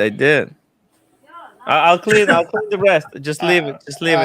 Tim, tell her I'm coming over to help. Okay. Yeah. Oh. Okay. You guys run the show. I'm gonna go help roommates. No, don't do that. What are you doing? You're killing your stream, man. Come on. All right. Let's just finish off this Nico Yeah, So, it's only 1 minute 30. It Yeah. will take us 10 hours. But don't worry, it's fine. yeah. Let's keep going. Okay, it's on. It's on. I Oh. can't wait to find out the date because I'm Put the flying. captions on. Put the captions on. Captions. Oh, ready anytime. But let me be very Ready clear. anytime. I'm not going to fight you on the street like a bum. I want to be paid for this. Of course, I want to be paid for this. You stupid. I want to fight you. I want to fight you in a ring, and I want to be properly paid for this. All joking aside, I'm absolutely getting sick of this. I'm sitting there waiting for the birth of my child. You're posting this, and I get the maddest comments of people. I hope your child dies. Lunatics in New York. You fat goof. To be fair, that's quite funny. This guy is supposed to be a real estate development, investment, properties, entrepreneur network, and strategic partnership venture capitalist, Canada, Mexico. Jesse R. Hilton, you're a fat goof. Your baby cumbag, piece of shit. You. Well, you know what? I mean, it's kind of like, hey, why does Nico put that stuff out there? Nico put his baby out there as a defense that he can't fight. It wasn't Trax NYC that said, that said anything about the baby. It was Nico Leonard who said, like, hey, I can't fight. I'm giving birth right now. Right? So, and now he's trying to use it again. Like, hey, Nico, you brought up the fight. Now he doesn't want to do it. And he was looking for different excuses. And he wasn't afraid to even, use his pregnant wife as an excuse that he doesn't want to fight. Yeah. It's all very nasty. What's up? Also, your dirty tissue in the bedside table. Okay. I'll take care. What was that? All right. What's this about a tissue by your bedside table, Tim? Oh my God! It's just we'll figure it out after. God damn. It's hard. Anyways, I mean, it's a nasty situation all around. Nico can't complain about people talking about his family. It's because it's like, hey, you can't bring these people on. Like, roommate is not complaining that people are mentioning her in the chat. That's just the unfortunate thing that happens when people come into live streams. They will become subject to what? Of discussion.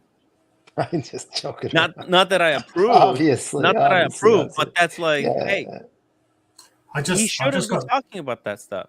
I've just got this image of him entering the ring wearing one of these baby carriers in front of him and just using his child as a defense, as a shield. Well, a shield. Yeah. Yeah. You can't hit me. I'm a dad. Yeah. I'm a dad. My wife is giving birth right now. What do you mean? I can't fight. Next? Why? What's next? My wife is giving birth. What's next? Don't punch me. I'm wearing glasses. Come on. Yeah. This is not an excuse. He brought this up on himself.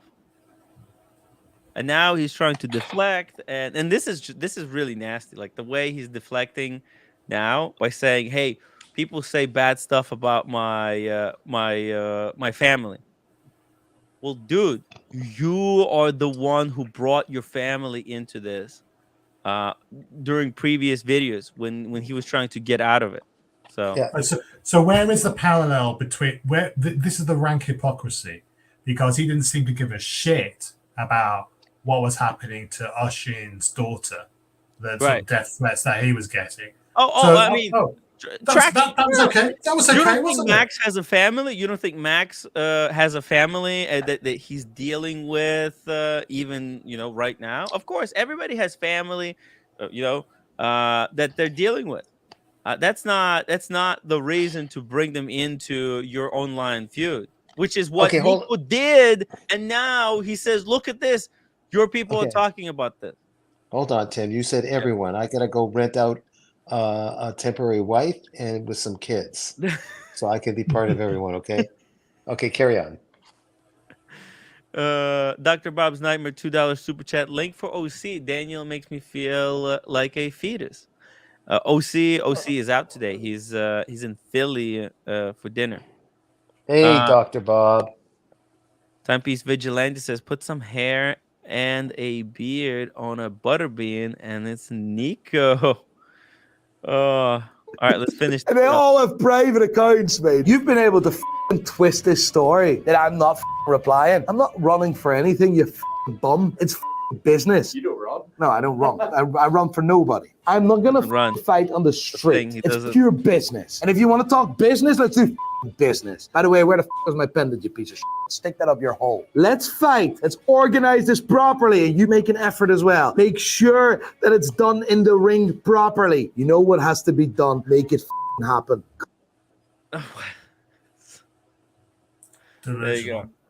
Oh, wait a minute. What kind of is it? Boxing? I mean, what is it? Boxing? Boxing, Is right? it extreme? Hold on. Is it extreme jujitsu fighting? Is Nico being trained by Mathis? I mean, what is it? What I kind of think it's fighting? Standard boxing, 5 rounds. Oh, standard In the boxing. local gym. It's very easy to organize. Okay. Oh, You know, is you it? could Okay. call All right. any boxing gym in the area. Like if I And will you be the referee? Will you be the referee? no, they have their own referees there. Oh, I see. Okay. Yeah, they got professionals. Oh. Yeah. You can say, hey, two people want to do a fight. It could be very easily set up. It's not a problem. Boxing gyms do this kind of stuff all the time. Is roommate a professional referee? Maybe she could. No, be she's not a the professional referee. But she could be a boxer. Oh, I see. Okay. And she does have a lot of fight. She does like to And fight. her. See a lot of fighting her. All right. My watch channel says Trax made a video destroying the pendant. Yeah, because Nico, like that's the thing. Like Nico didn't pay. I don't know why he's saying he didn't pay for it, and he had a chance to collect it. Then he said he wants God tier to be laser engraved on the back, and then he handed back to Max. Said I'll come back in a week to get it, and then he just left and disappeared. There's a lot of stuff that was left out by Nico, I think, on the pendant thing. Anyways, Yeah. I'm not saying that either one is more of an angel than the other. I just don't know enough. But well, and yeah, Alex cares so much for both of them, so I don't want to get in the way of this. Yeah, I mean, look, if I hear that like Trax is, selling gold, overpriced gold, right? Like if Trax was charging $10 more per ounce of gold, right, than normal dealers, we would call it out. Like if I hear something like this, but I mean, as far as I know, Max does his business, pretty well. Yeah, but try to corroborate it if you do hear about it. Don't just hear from one source about it, right? Yeah, well, hey, if somebody sends me some kind of source, we'll definitely review it. I got this information today about Nico Leonard's watch, right? And I wasn't just gonna, take Yeah. it. Yeah, like I'll give you an example. If some obscure person known, not Deep Throat, but Red Shovel, lets it be known that I'm 142 years old, try to corroborate whether it's true or not. It's sometimes it's very tough to corroborate stuff. But look at this in this situation. Thank you so much, Tempe's Vigilante, for reminding me about this. Check this out, guys. This was in Instagram at Luxury Bazaar. Kevin said the odds of us putting any AD friend, just their knowledge at risk via YouTube video without multiple layers of precautions are slim to none. Okay, so here Luxury Bazaar is replying that that they wouldn't put any AD friends, authorized dealer friends, or their knowledge at risk in YouTube videos are impossible. And then we had so this was followed up. Well, the video you tried to copyright strike on YouTube exposes you that your AD was your own employee. And Avi, now this is interesting. I don't know whether this is sarcasm or is he being... I think it's sarcasm, because Avi was the guy. He was the guy. Yeah. Yeah. Avi was the guy, and he replies, investigative journalism level 100. Now, is this supposed to be funny? I mean, what are they trying to get? In other words, very poor level. I think 100, I guess, meant like the lowest of the low investigative journalism. I think that's maybe what he's saying. He's trying to I'm be not sure. mocking, like, oh, Yeah, yeah. anybody could see that. They're trying to pivot it as if it was obviously a joke from the beginning, right? Is that what they're trying to do? Or see, because like this is very confusing. Like Daniel, I understand he's trying to be kind of passive aggressive, maybe sarcastic. Well, a little more than passive aggressive. He's Like, getting hey, back at him. you guys put a strike on a YouTube video that exposed that your Rolex authorized dealer was your own employee. Okay, hold And on, they're hold on, calling right him. there. Hold on, one right there. Yeah. When you kind of say checkmate to someone in a conversation, they're gonna, regardless of how true it is, they're gonna, and they don't want to admit it. They're gonna say, they're just gonna throw out something, hoping people will actually believe what they're saying. They'll just, because they just won't admit it. So he says, he doesn't say that's wrong, you misinterpret. He just says his sarcastic remark. He doesn't have an answer. In other words, Avi Shankar. He just says investigative journalism level 100. We look at the thing, we see it's him, no? We Yeah. Oh see that yeah, it's it is Avi, Avi. right? It is Right. Avi replying. So Yeah. so Kevin, this Kevin guy is saying, we caught you. And I guess that's just his defense mechanism, trying to make a wisecrack back when he doesn't really have a right answer to give. And so look at the I'm not follow-up. sure, but yeah. Kevin replies to Avi, there he is, the fake AD. If it isn't true, why did you guys pull the video down? And I'm then B, confused. what do you mean? I'm confused. Well, I'm confused. There are 260 people watching, and there's only 104 upvotes. Come on. Oh, that's why you're confused. Guys, Yeah. smash that upvote button. If you're liking the show, support the show. If you don't like the show, then I mean, look, it's not a greatest show every single day. Sometimes I got content, sometimes I got nothing. But hold on, So Tim. yeah. People don't know what's going on here. Maybe you have to, even though you know from back to front you've discussed this thing. Yeah. You got to maybe have Well, to I'm give a quick. explaining it. Okay. I'm explaining it to you. Okay. The Timepiece Vigilante, okay, has made a YouTube video.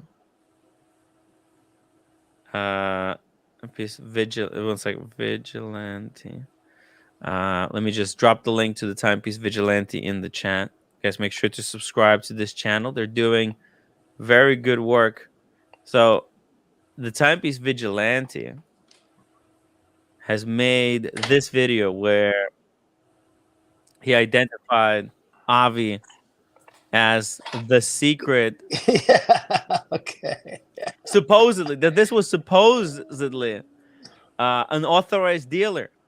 You understand, Daniel? They were trying to play No, this off. I saw this part. I saw this Yeah. part. I saw it all. I saw it at the Yeah. beginning. Yeah. And But some people didn't understand it. That's why I'm bringing it up for you to explain it. And it turned out to be Avi all along. And now we got Avi actually finally addressing this. Right? This is the first time Avi has spoken, or Luxury Bazaar have spoken on the subject of the, striking the video of the fake authorized dealers. And they're saying, oh yeah, like they're mocking the people who made that video, I guess. Because they said they're calling them investigative journalism level 100. They're just he's being sarcastic. Yeah. Hey, Cam. Oh, damn. Yo, what's going on with Luxury Bazaar? They're done. It looks like they're done.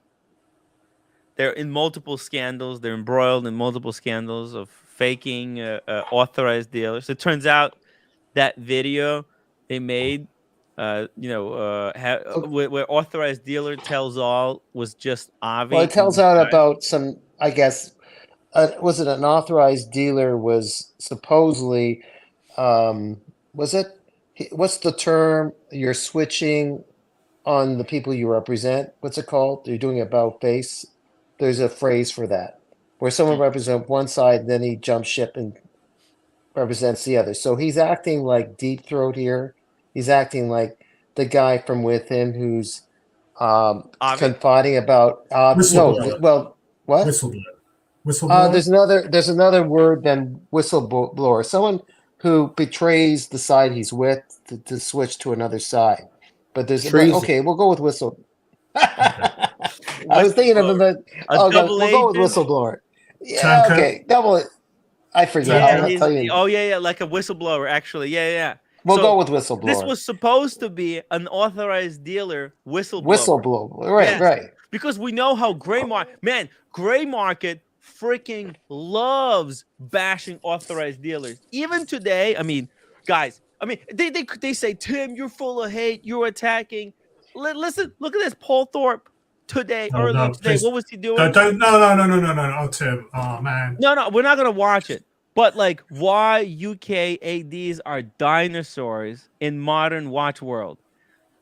Paul Thorpe was attacking authorized dealers for not being able to meet the demands of modern day consumers. Like, get the fuck out of here.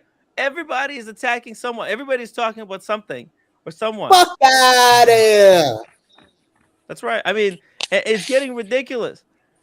Like, these guys, like, I have no product to push. I have nothing. I just want to, Okay. I just to explain to Cam, because Cam, you weren't following this, I guess. So the update was a guy was confiding, pretending to be an AD who was whistleblowing about his people, like the ADs of Rolex.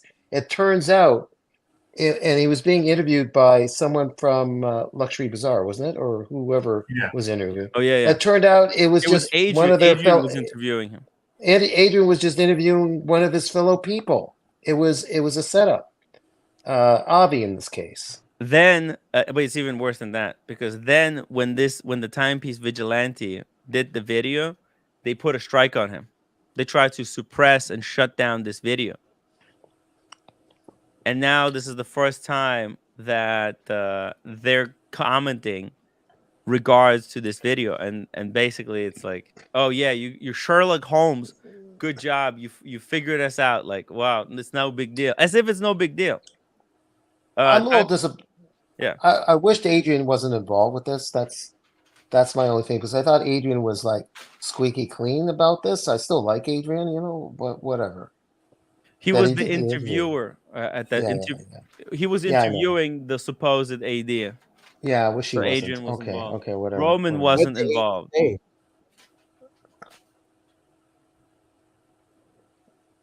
What did AD say? What did AD say? Yeah.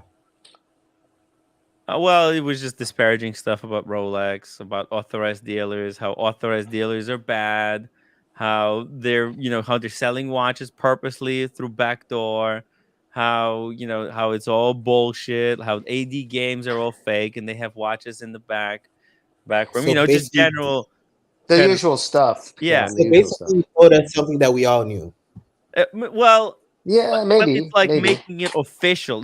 Having actual Rolex authorized dealer admitted, it's completely different than just stories you hear on the internet. Oh. They claim that it was an actual. There was no, this is a comedy show. Doesn't this help Rolex's case? I mean, they're rolling out their own pre-owned market, and they're launching their own authorized dealers. This kind of helps Rolex's case versus the independent owned ADs. Oh, and it kills independent ADs and it kills gray market dealers at the same time. This whole debacle.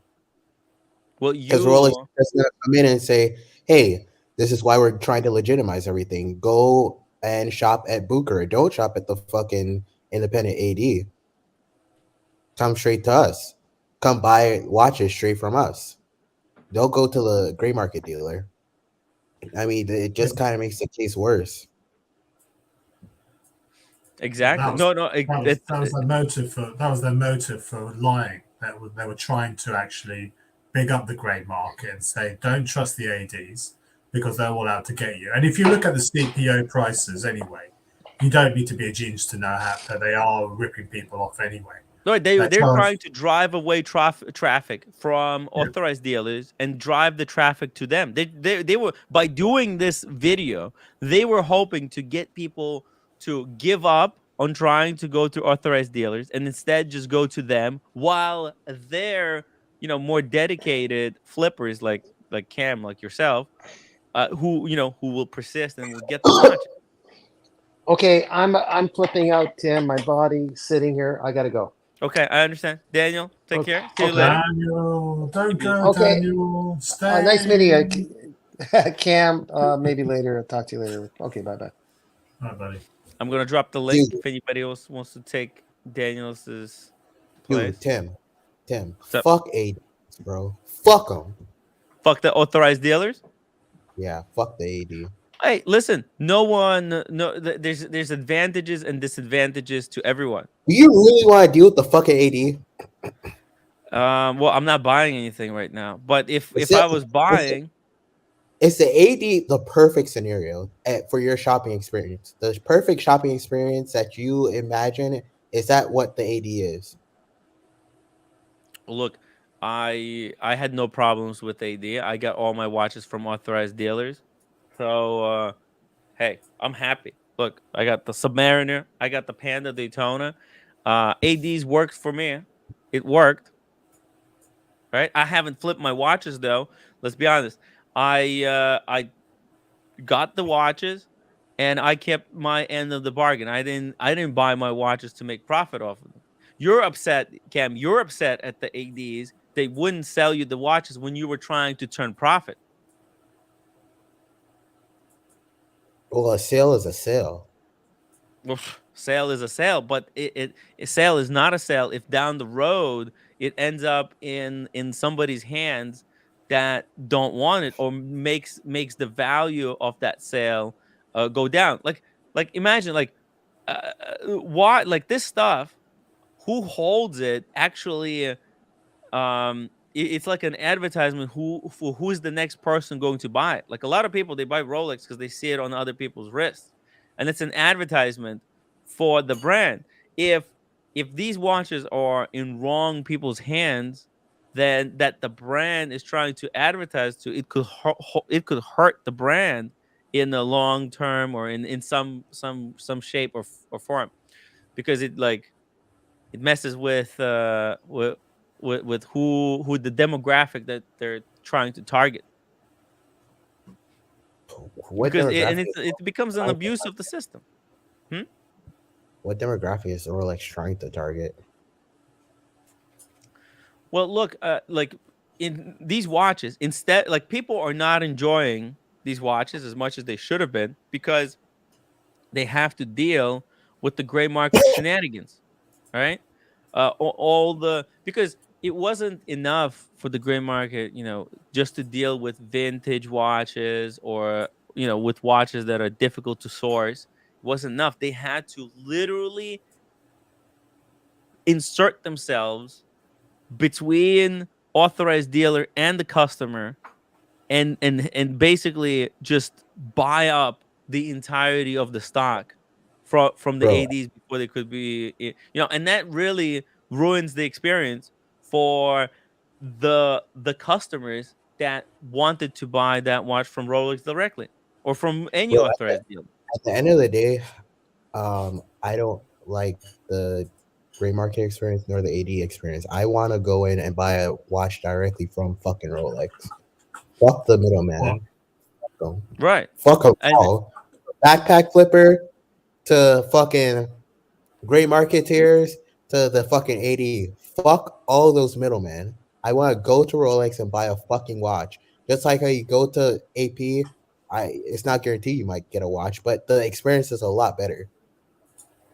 And you know what? I mean, this is why Rolex bought Bucherer, right? In a way, going to Bucherer now is like going to and buying a watch directly from Rolex. And maybe possibly 1916 company soon. Quick question: is the Explorer 140 still flippable? Maybe for like $500. Yeah, not much money. Not much money. Actually, hey, let's do this. Let's get into this segment. I've got latest numbers from the motor groups. We'll go through like 30 watches here. I got just give me a second. I need to use the restroom. Alex, just be cool here with Cam. I'll be right back. All right, Cam. 28K. 20. Look at this. 28K for a blue Vacheron. This shit was going for like 6 figures.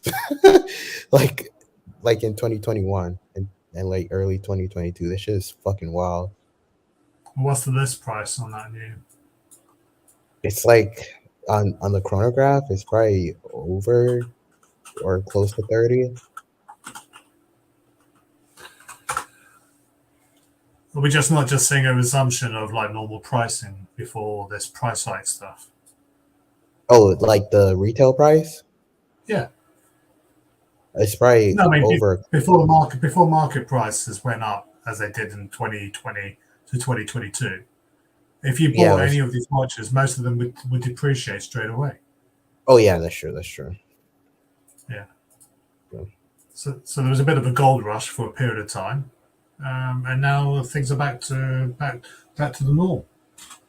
Bro, if you bought a blue dial Vacheron, you got fucking ripped. You got fucking ripped off. Look at this price. You see this, Tim? You know what? You know this watch. This is what Buckley wants. He wanted this one at retail. Buckley, come down and get it. That's below retail now. Holy shit, dude! This watch was like 6 figures. It was like it was like 100K, right? Yeah, at one blue. point. Yeah. Yeah. Can you believe it? Back to 28.5. I mean, now this is a really good watch, but it is a little bit thick, just a little bit thick. I think I remember when everybody was buying up blue dial Vacherons, bro. Yeah, I remember when you wanted a Vacheron. You wanted even the blue Gerard Perigo. Like there were tears. If you can't get this one. Bro, that Gerard Perigo hype was so fast. It was so fucking fast. It was 2 weeks. It lasted 2 weeks, literally. 2 fucking weeks. And everybody wanted that watch for that time. Everybody wanted this fucking watch. I could have gone on the wait list for a black dial Vacheron overseas before the hype came to the rest of the other dials other than the blue. If I had done that during that time, like I probably would have been able to sell it for 50, 60. Holy shit. Am I missing something? Am I missing something? But isn't the purpose of the watch to buy a watch so you can enjoy it and wear it? Well, I don't give a shit. I really don't give a shit if you want to buy a watch and flip it. Boo hoo. Boo fucking who. I don't give a shit. All right? You're not people who buy watches, who love watches, they know they depreciate. They're not buying them because they can try and flip them. Majority of them are buying them so they can enjoy them.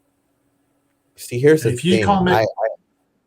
I was a college student, so like like not many college students were like wearing this price watches, so it didn't really mean anything to me because nobody around me was at that level, or nobody could relate to it in my circle. So like having a nice watch wouldn't really mean much to me in college.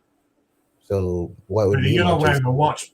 Well, you're wearing a watch because you like it, not because of what other people think of your watch.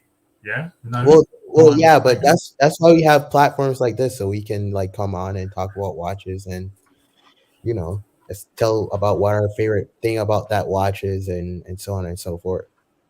A watch is a big part of. It's a big communication factor as well. The watch that we wear, it communicates. It says something. That's a good point. The reason why you communicate something about it. Something.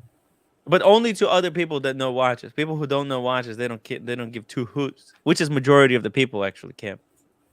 Yeah, I mean, imagine being in college and wanting a watch to enjoy. What is that communicating to other people? not much. Not at much. that level. Yeah, in college, nobody's gonna bet an eye on you wearing a watch because they don't know what it is.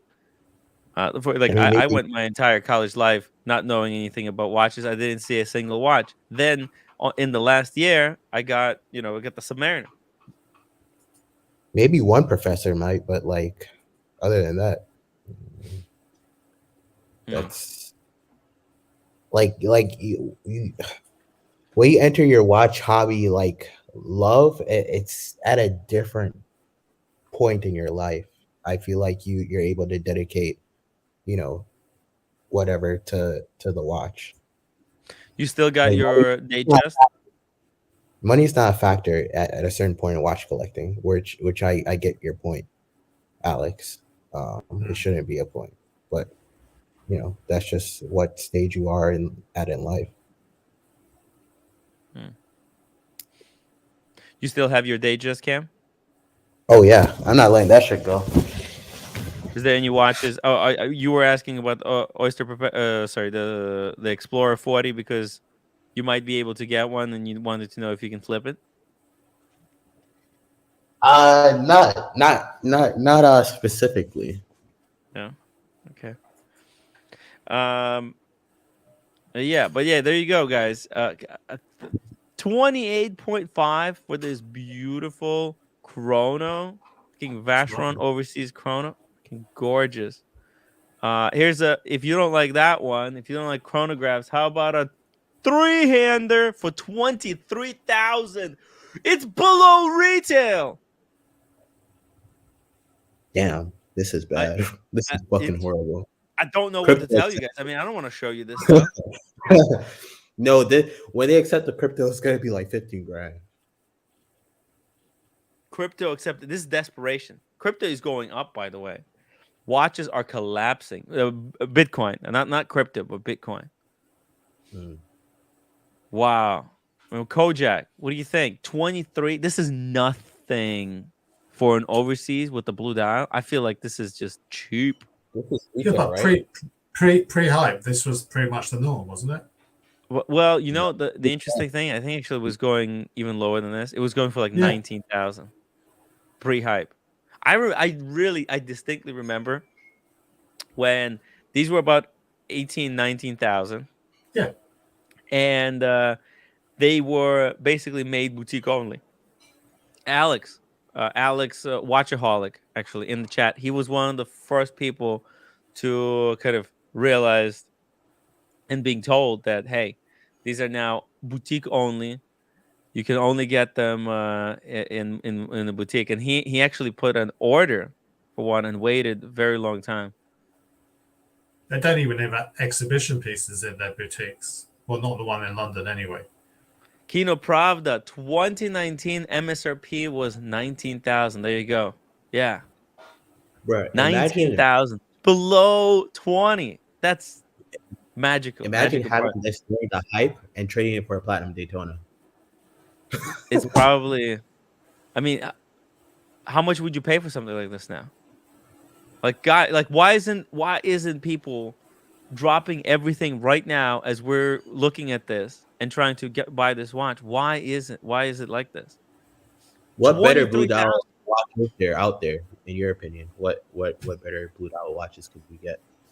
So it's 2019. It's it's a little bit. Well, it's only 4 years old. It's not even that bad. It's brand new watch, very clean, double boxed, card, booklet, complete set. I freaking love this piece. Look at this. There's the leather strap.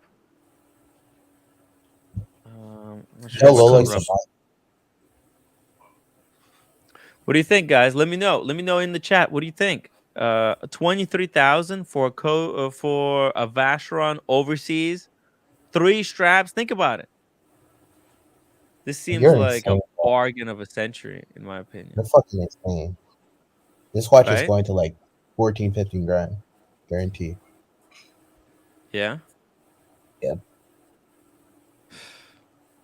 Do you know what's funny? So I popped into Booker yesterday, and I was trying on L'Oreal black ceramic. £19,500 they're asking for it. Check on Chrono, yeah, almost £20,000. And I'm looking at Chrono 24, and you can get them for about 14,000, 13,000, 12,000. It's 40% off. It's just. I don't see how we can get out of this without some watchmakers failing. Like I feel like some watch companies gonna go under. Like there's just no way. There's just too many watches, too many watch manufacturers. Like Vacheron, they still make incredible stuff, but like there's brands like because if you can get Vacheron for 23,000 used, why the heck would you get anything else in this price point? This is the best watch money can buy for this price. Like, why would anyone buy Chapex if Vacheron overseas are available for 23? It just makes no sense. Yeah. So this price squeeze is going to be wild. Get ready, guys, to see more stuff like this. Ready to sell. Oh, speaking of ready to sell, Mickey. I never sell. That's a hilarious intro. How are you? Hey, Mickey. Prove that you didn't sell anything. No, I'm actually. Hey, don't be a dick. I'm calling to actually say, for once, I actually heard you say something, and that's why I logged on to agree with you. That I loved your comment about how we all fall in love with watches at different times. And I've never had the time where I was never a flipper, but I completely agree with you. Look, if you can get a watch and make 30 grand and it changes your life, do it. And I sold all my 5 digits because I bought my black GMT2. I just couldn't wear my 5 digits anymore. I didn't like the tin can bracelet, and I sold at the height of the market. I bought like watches at $4,000 or $5,000 and was selling them for whatever 11, 12, 15 grand, and it wasn't because I was a flipper. It was because I was done with that, So I was actually calling to compliment you and say that you're right. I mean, some people are so, and I'm not talking about Alex, but some people are so like have like some high moral thing where you don't sell a watch or you can't flip. Hey man, everyone's finances are different, but when you fall in love with watches, and then one day, Cam, you may find a time where you go, oh man, why did I sell that watch? But you can't look back. I've told this story now 37 times, but I bought the original Kermit for like $5,600 new at an AD. I sold it 10 years later for 14 grand.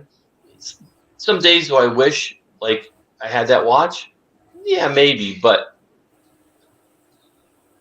I also enjoyed the money, and at the time I needed the money, so I don't know. I'm just rambling now, but Cam, I was calling to actually compliment you, so there's a life lesson for you. Don't jump someone's shit until you know what they're going to say. I'm not averse to anyone selling their watches when they feel the need to. I just have a problem with people who want to buy watches just for the sole purpose of selling them. Because you, Mickey, enjoyed those watches until you stopped enjoying them, and then you decided to liquidate them at a point in time when the market was actually beneficial. Now, my question to you, Mickey, is would you have sold them if the market wasn't at its height? If you were potentially looking at a loss on each and every one of those watches, would you still have sold them? I'll give you an honest answer, and yes, I would have. I have this weird thing. I have this weird thing where I'm like, I have like 10. I need 10 watches. Say I have a 10 watch box, and that's my thing. And for a long time, my watch box was half full, and then I got to 10. But what happened was I bought the black, which is my first ceramic, even before my sub. And then I couldn't wear my 16700, my old GMT black dial. It just didn't. And then my Yachtmaster 16622, I didn't want to wear that bracelet. I had the original 16610 sub like everyone does. Sold it. I had a black and a white Explorer 2. I sold them. I just knew I was never going to wear them. So you're right that I'm kind of going back and forth on that. In my case, that's true. But for him, I just saw some honesty in him going, look, he was a character in the beginning, and we knew he was a flipper, and he caused Diego trouble. But it was all kind of shtick too, right? At the same time, I just thought for once he said something honest that, if he would have had the opportunity, I don't fault him for it. But I also do know what you're saying, Alex, is that, you're waiting in line and then you want it as a forever watch and then he flips it, makes 30 grand. That's kind of shitty too. But I mean, this hobby's crazy, right? There is a fundamental difference between people doing it as like a one-off thing, right? Like Cam doing it is innocent enough, if he needs it, if he needs that. Like, and you know what? Anyone else that used it as a kind of a helping hand, a little boost of cash to help during tough times, flipping one Rolex here, if people did that, that's fine. But there's individuals who are trying to create an entire cottage industry. Oh yeah, there are serial flippers that we're not. I don't think we're talking about that. I'm not saying that Cam wouldn't be if he could. No. Just to clarify. Just to clarify, I wasn't actually saying that you should. And also a lot of people who flip watches, then they put that money into other watches, into that next piece that would help them. You move up, or you. Yeah. So Alex, I didn't jump on to jump your shit. I wasn't saying. No, at all. No, I just want to be clear. I wasn't actually shitting on people buying watches to flip them. What I was saying that if you're buying watches to flip them and the market goes down, you're not going to get any sympathy from me. It's like I love it. I love it. I love it. It's like buying and selling a house. You buy your house, you sell it hopefully at a profit to move up into your bigger house and so on and so forth. But if you're selling in a house when the market downturns, guess what? And you need to tough nuggies. I don't. That's your choice. Yep. So do whatever makes you happy. I don't care. If I could, if I had the opportunity to keep those watches, I would have. I like watches.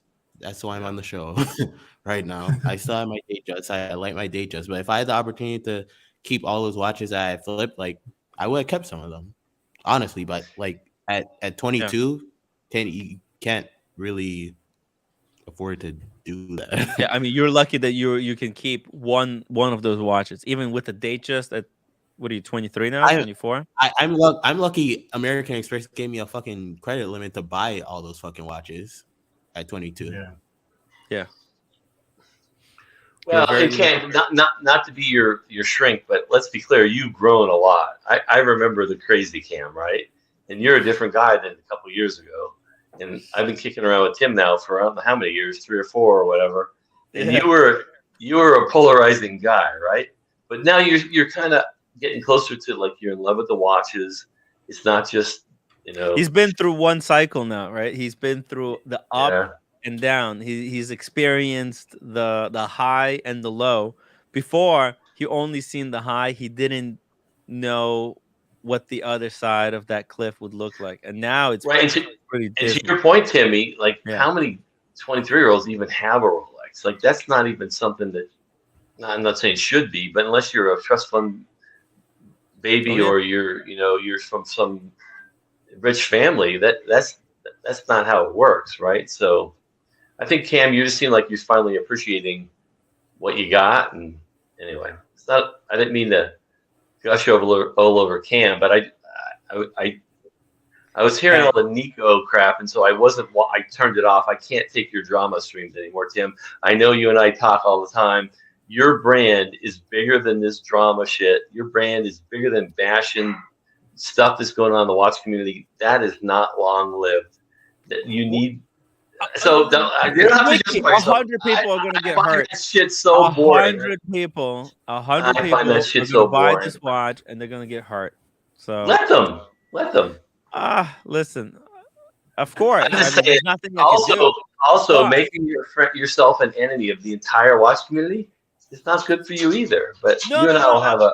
No, this is a net positive. Actually, us talking about this is important because listen, there's going to be people who are going to see this, they're not going to buy, and they're going to come back and they're going to thank us that I did point this out. Or this thing goes 10 times as much for it because of its uniqueness. Nico's got 1.9 million followers and it sells for 40 grand on Chrono 24. It's not going to go anywhere. Come on. I know that, but that's what he's trying to promise. He is trying to make it look like it's a. That's why he put limited edition to 100 pieces. But yet they're so unsure that they're going to be even able to sell 100 that they didn't even pre-manufacture them. Mickey, Nico doesn't even know if he's capable of selling 100.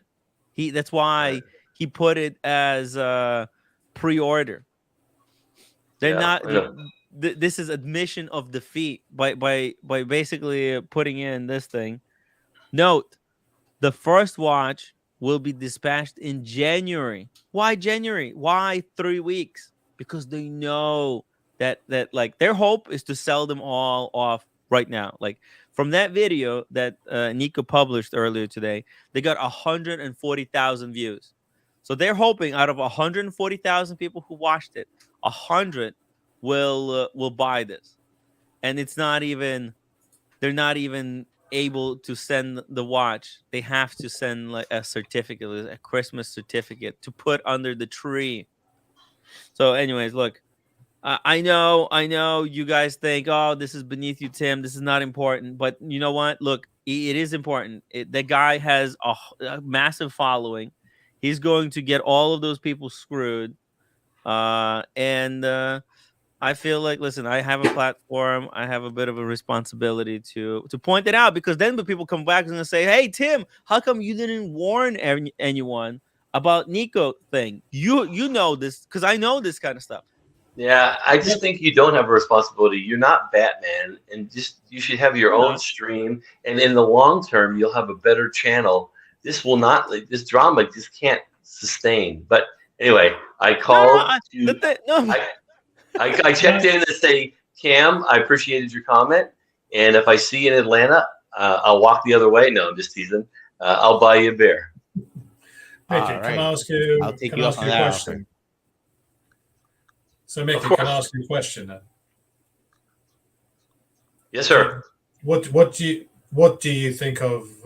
Do you like that watch? The look of that watch. That forget the drama, forget the Nico thing. Do you think that watch is worth the money that he's charging for? No, I mean, I don't own a PRX to begin with, and I definitely don't want Mickey Mouse middle fingers on it. So no, it's such a non thing in my life. I think it's no worse than the dumbass Ed Sheeran yellow G-Shocks and all the other stuff. It's worse than that. It's worse because at least G-Shock, it's an authorized edition. It's authorized. It's a brand collab. They both know what they're doing. They're both allowing each other to use each other's brands, to create the thing. People are not going to look at this, and this is not an official collectible. Yeah. And it's not a one-off customized piece that Nico Leonard wears with him on the stage when he performs concerts. Oh wait, Nico Leonard is not a musician even. What the fuck? Who is he? He's a watch expert who recommends this? Yeah, I don't know why I have such a different opinion of it. It's like it's like a marketing scheme. It's just stupid. It's not worth your time. And all I'm saying is, because you and I talk, Timmy, all the time off channel, I don't think it's good for your brand just to be the guy that bashes the watch industry, no matter who they are. Right. And no. Well, I'm not saying that. I'm saying, do you like? No, not at all. No, Does I think anyone it's stupid. Does anyone like that watch? So I do what I think the Omega Snoopy's stupid. So like, but for example, look at here. Here's Paul Thorpe bashing authorized dealers. UK authorized dealers are just dinosaurs. You know, like It's, look, I don't it's for think clicks, what I'm Timmy. doing It's is for bashing. clicks. It's not It's for bashing. clicks. It's It's for no, their. no. It's not, this is not for clicks. How Like, could you say that about the Snoopy? How could you say that about Yeah, oh, Snoopy? look at I that. can't even imagine people. That's I beautiful. can't even imagine. I'm not Oh talking shit. Well, about. everyone has their opinion. Shit. Yeah. Everyone has their opinion. That's fine. That's no. I mean, I'm So- not upset about it. Yeah, I forgot that you were a fan of that. I just said that because it's a cartoon character. No, It's a it's fine. cartoon It's- character. it's Look, fine. if AP comes out with a Homer Simpson, I'm not gonna like that either. It's just it's not my shtick, you know. Well, they came out with the So- Black Panther and the Spider-Man, didn't they? Almost Hey, where do you as get dumb. those? What brand is that? You always wear you always wear a very particular brand of shirts. You want to tell us what it is? This is actually I wear a lot of Filson. Filson. Ah, This is a Filson shirt. Yeah, I wear a lot of Filson. They'll last forever, and they're not inexpensive, but they're not. You know, I wear Barber Filson. That's what I wear, but not as much Barber as Red Shovel. But Barber. Yeah. Actually, I feel like Barber is British. Filson actually, they used to just make bags, and then a couple of years ago they basically turned it into an entire brand, and they went Well, after Barber type of look. yeah, but actually look into that. They've been around since like They were, 1886, and they were like the jackets, the wax cotton that like gold miners wore and stuff. Anyway, Gatsby, $5 super chat says, Tim, you spent $80 for a stupid pink bag tag. Nigo's watch is a great deal in comparison. No, it isn't. It's not.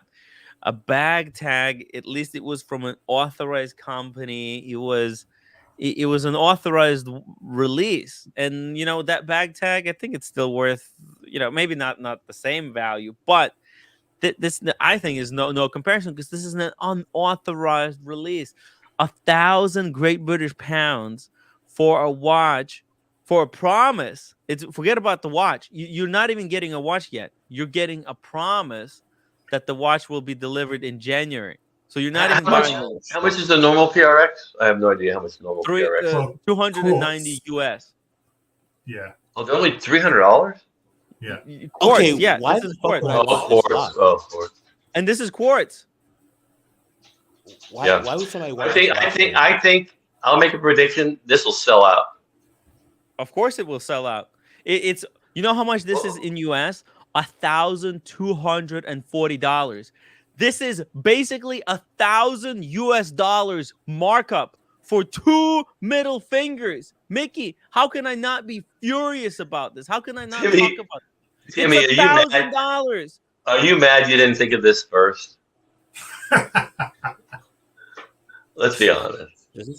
If you buy this, does this mean you have fuck you money? Timmy, I love you. It's beyond. No, I don't. What do you mean? I didn't think of it. I mean, I could have. I don't like this kind of stuff. You know, I was asked to do a collab watch for a while, but I don't want to do stuff like, look, for example, the mugs we made, right? Yeah, I'm on one.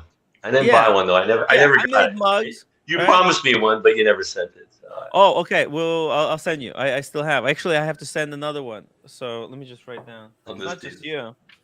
you. America didn't get his either because it's kind of tough. Okay, hold on. Mickey and America. Okay, tomorrow. I'll call you guys like tomorrow sometime. I'll send you guys one. Hey, I'll give you credit for this. Timmy keeps his promise. We were in Miami. I flew you down, but we were down there seeing Mathis, and Timmy smelled really good, and I said, "What do you smell like?" He's like, "Oh, Mont Blanc Explorer," and I was like, "Wow, that's great." And like 3 days after our Miami trip, I had a bottle of Mont Blanc Explorer in my mailbox. So that's Timmy gives. Timmy gives. I'm glad. Well, I'm glad you like it. It's a great fragrance. Explorer is probably one of the best fragrances right now. Well, it reminds me of you, so what can I do? And it's my Rolex Explorer. I have to get the Rolex Explorer. I have the Explorer too, but I need to get the 40. I think I've overworn or my welcome, so I just called to check in. Have a good night, guys. Have a good show. Oh, you gotta go, Mickey? Yeah, I don't want to. Oh. I think Mickey and little visits is best. I don't want people hating on me, so I'm gonna get out of here. Well, just make sure to message me tomorrow. Remind me, and because I have to do it with you, for the mug, okay? Because it's a special thing. I have to. Yeah, we have to be on the phone, basically. Okay. All right. Not being cheesy. Love you guys. If you ever get a flat tire in Atlanta, I'm your guy. Let me know. Oh, there you go. Hey, we gotta talk. I was talking to some Atlanta guys. I was talking to some Atlanta guys. Let me know when you want to come down here for the holidays. Hey, in Atlanta? Short trip, let me know. Yeah. Oh, by the way, why don't you come to Miami? Come to Miami in January for the Miami Antique Show. We'll talk tomorrow. Okay. Cool. See you, community. Take care. Okay. Timmy, I'm going to have to shoot off as well. Okay. Cool. But good show as always. Hey, thank you. No, my pleasure. Take care, guys. Take care, Cam. See you later, mate. Good night, Alex.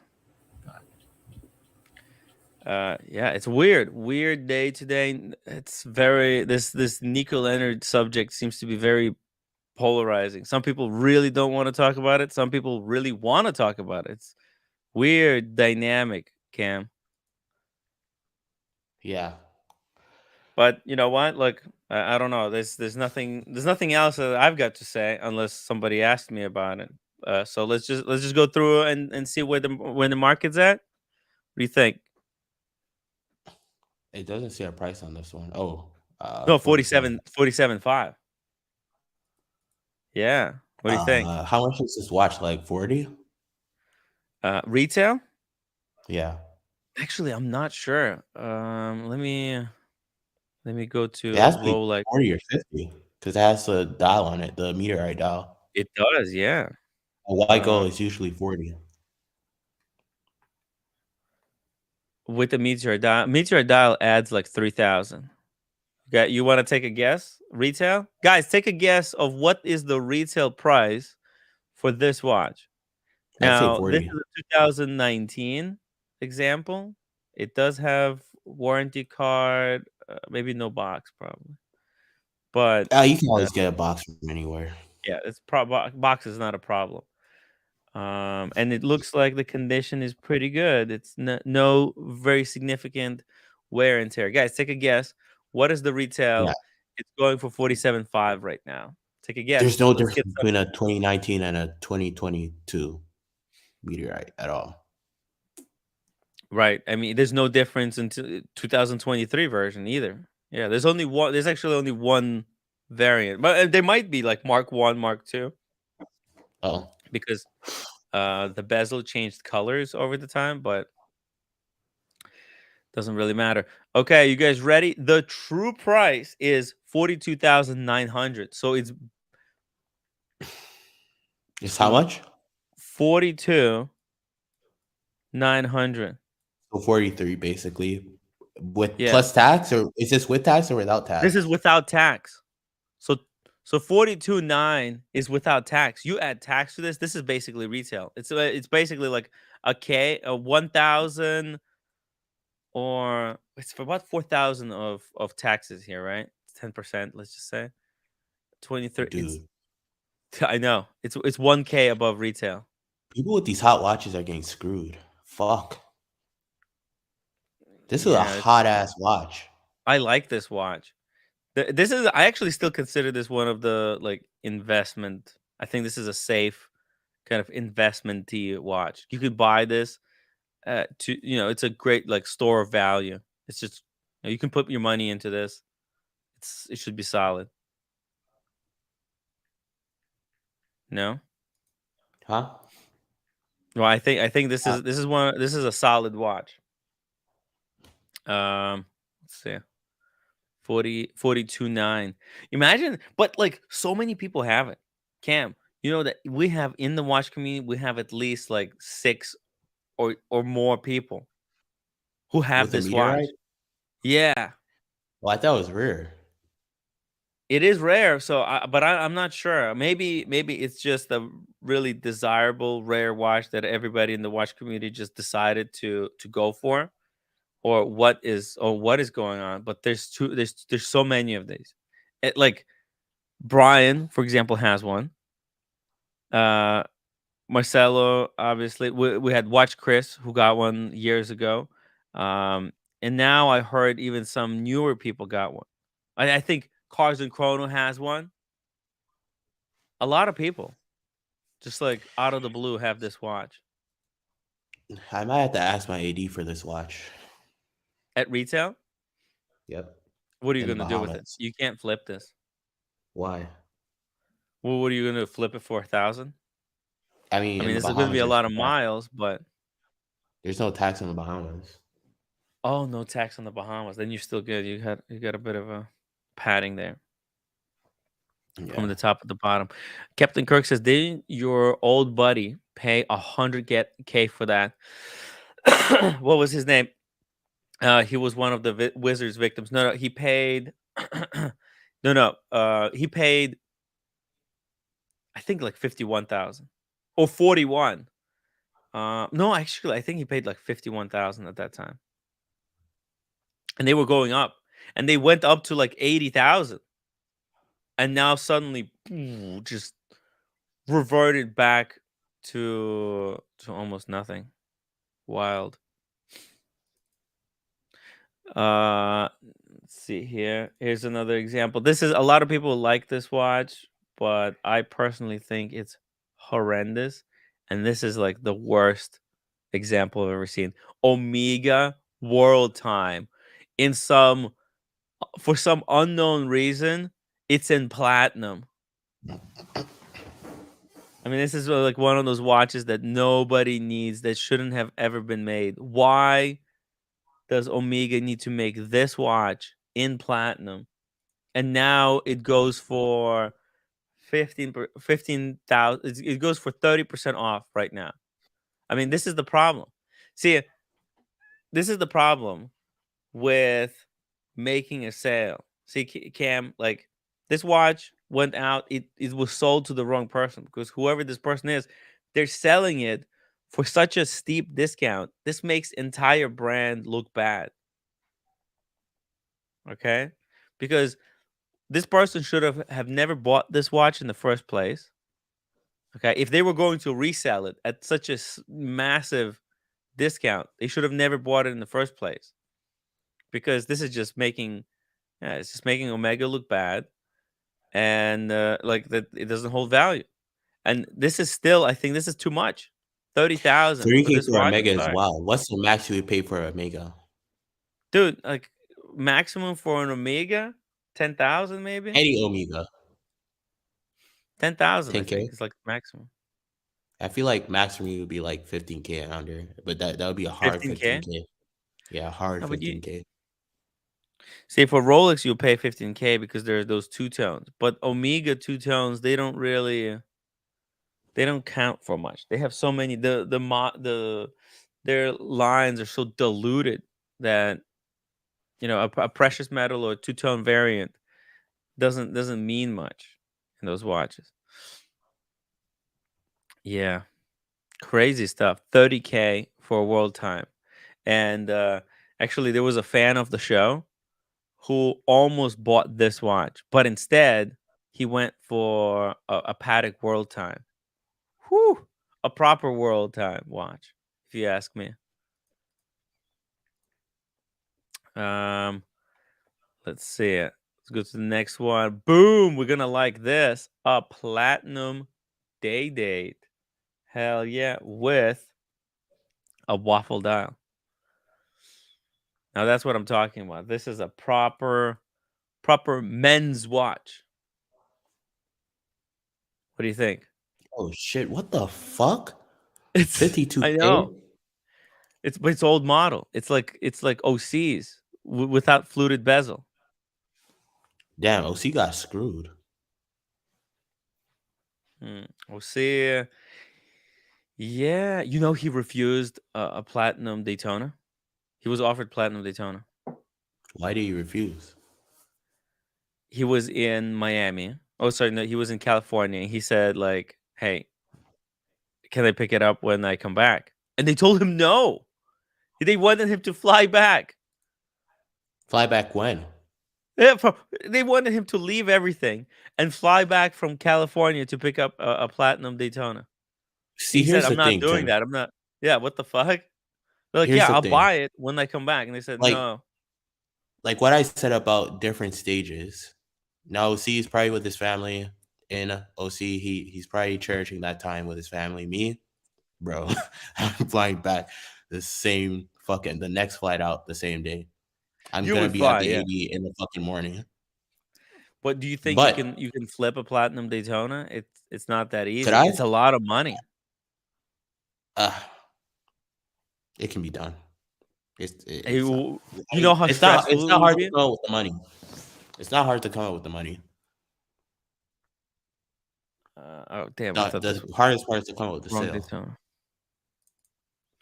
It is tough actually because it's like 80,000 with taxes.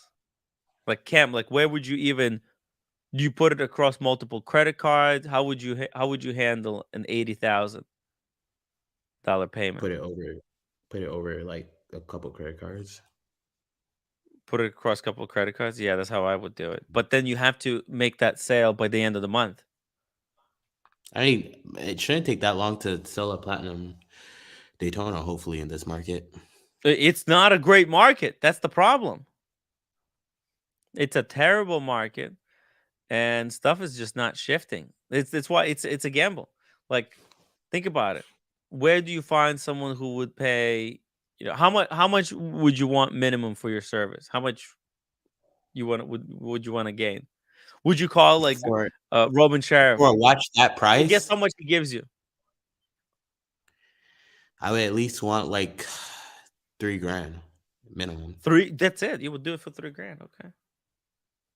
I mean, Yeah. it's a lot of points there as well. So yeah. I mean, $3,000. that's minimum. That's minimum. Now you Like used to be able like to get like 50 back in the grand on day, that flip. if there's a day date that I could break even on that was that expensive, I would do it just for the relationship aspect of it. But Oh, three okay. grand is still pretty good. I'm not doing a Okay. relationship piece in this fucking environment. No. Like Yeah, if I'm going because that expensive. yeah, this is a big risk. It's a very big risk to take. Yo, pull up the awesome pawns comment. Awesome Pawn says Cam is a scammer. Heard some stuff about him. Now, you're not a scammer, but you Tim. are a wannabe flipper who crashed and burned. Well, you didn't get burned, but you didn't become rich either. And you know what, Cam? Guess what? There was no money in there to begin with. Look, what you made out pretty well. People who tried to make the watch market work for them ended up in jail, like Timepiece Gentleman. Hey, how do you know that I'm not going to jail? I don't think you are. But again, I'm just assuming. Look, at the end of the day, these people don't have other real skills. Like I like these people are literally flipping watches for a living. This is their fucking living. This is the only thing that they can do to make money. I was in college. I was getting a skill while doing this. So now I have Yeah. a skill. I have a job. I don't have to fucking rely on watches to pay my bills.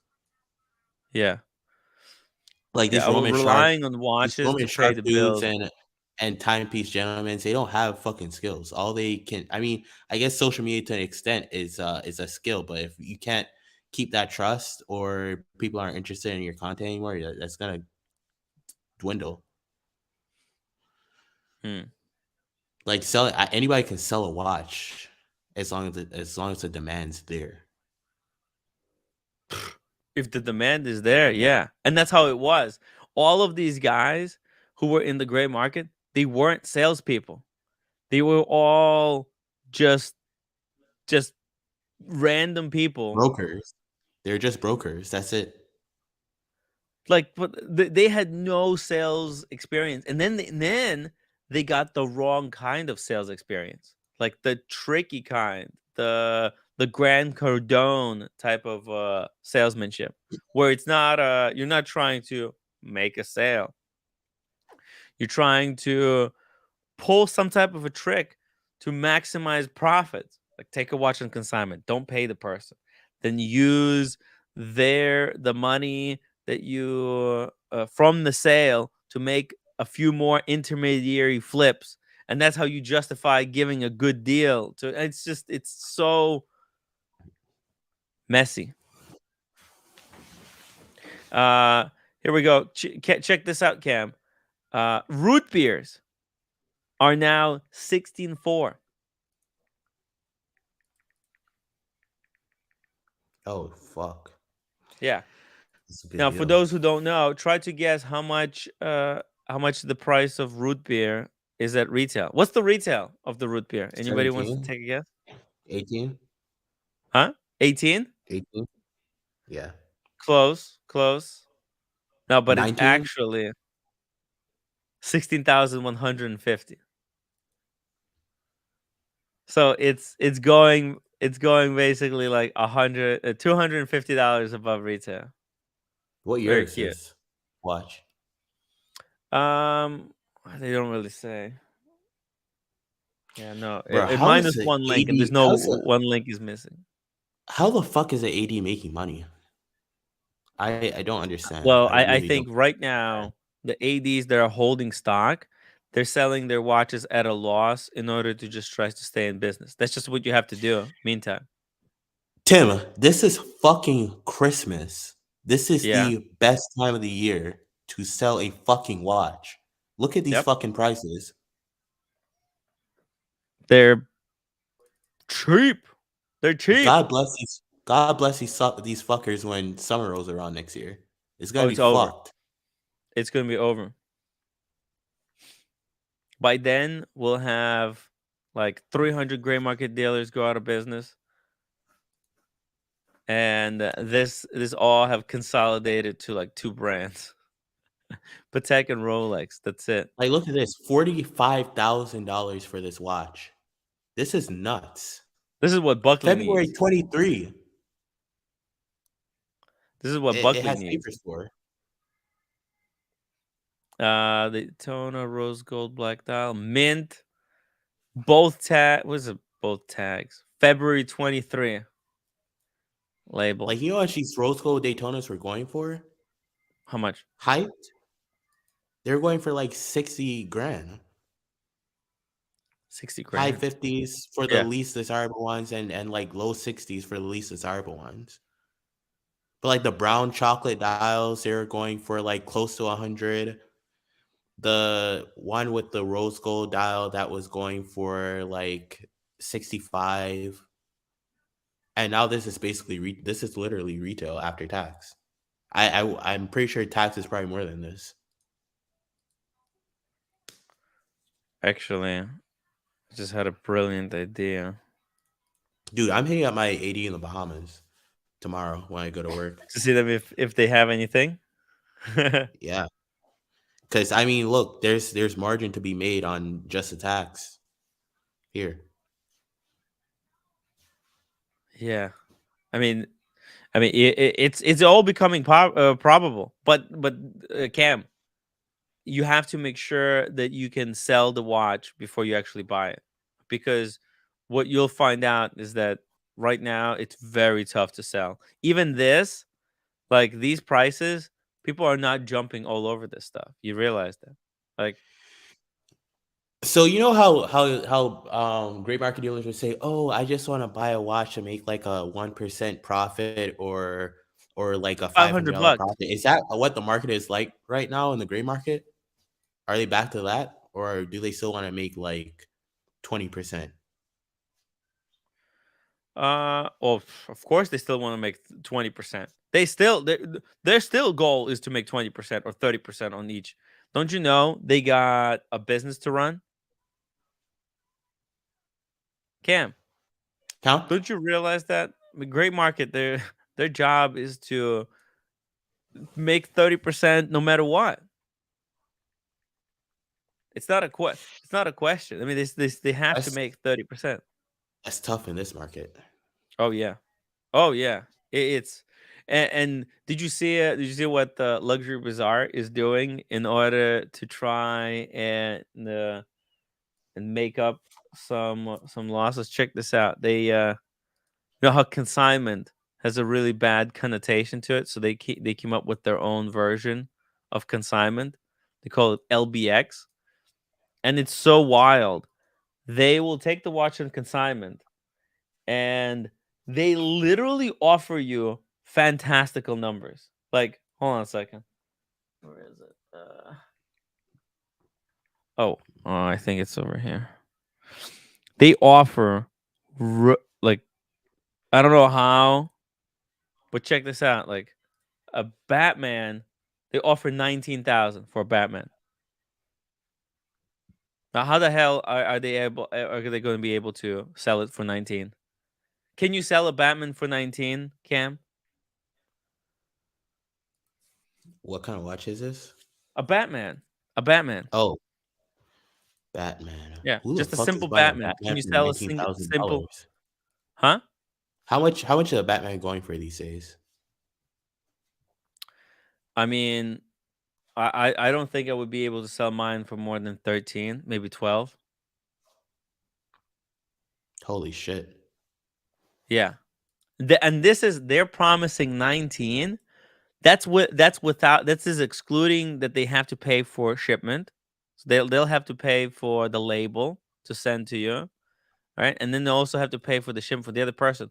Like, they would have to sell this Batman for 22 to turn any profit, I think, because they have to, yeah, it's like $100 there.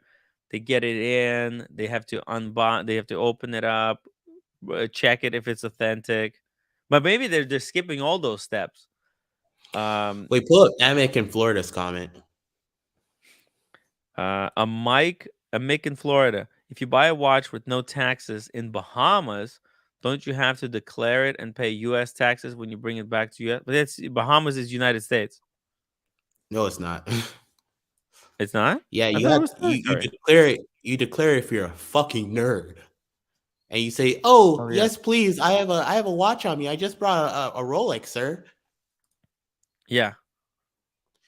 Tim, Sometimes if you were a customs agent and you see like some 20-year-old going through customs with a fucking college shirt on, do you think he has a fucking $20,000 Rolex in his backpack?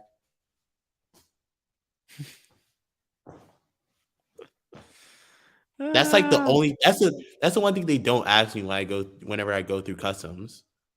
They have never asked me if I had jewelry on me. I've always I don't waited for think. them to ask.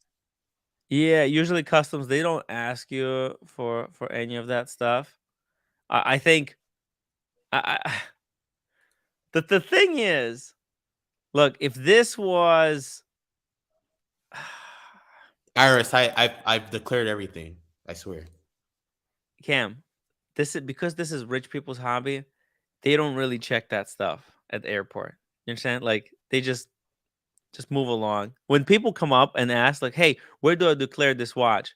They just say, "Come on, don't be silly. Why would you want to do that? Just move along."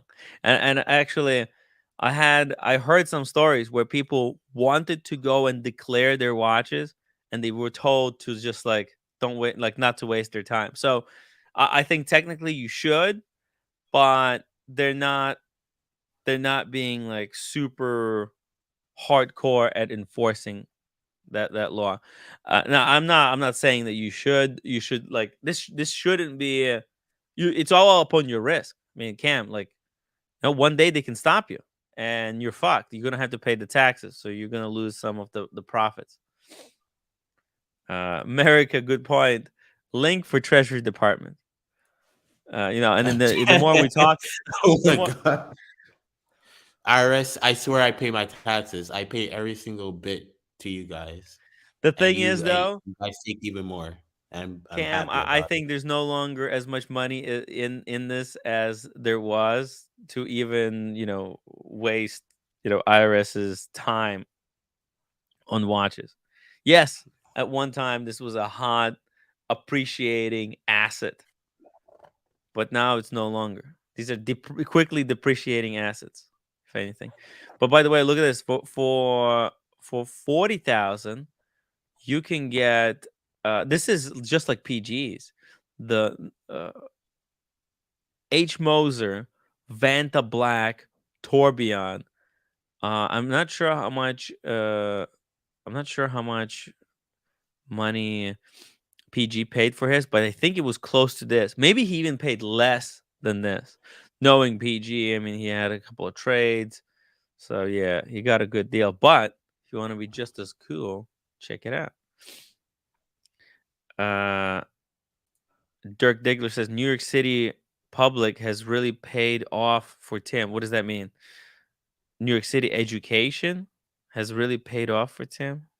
What does that mean? Explain it, Cam. You went to a New York City public school for college. I went I went to Assuming. Hunter College and I went to New York City public schools. Yeah. They were free. They really paid off. Free? Yeah, I have no debt.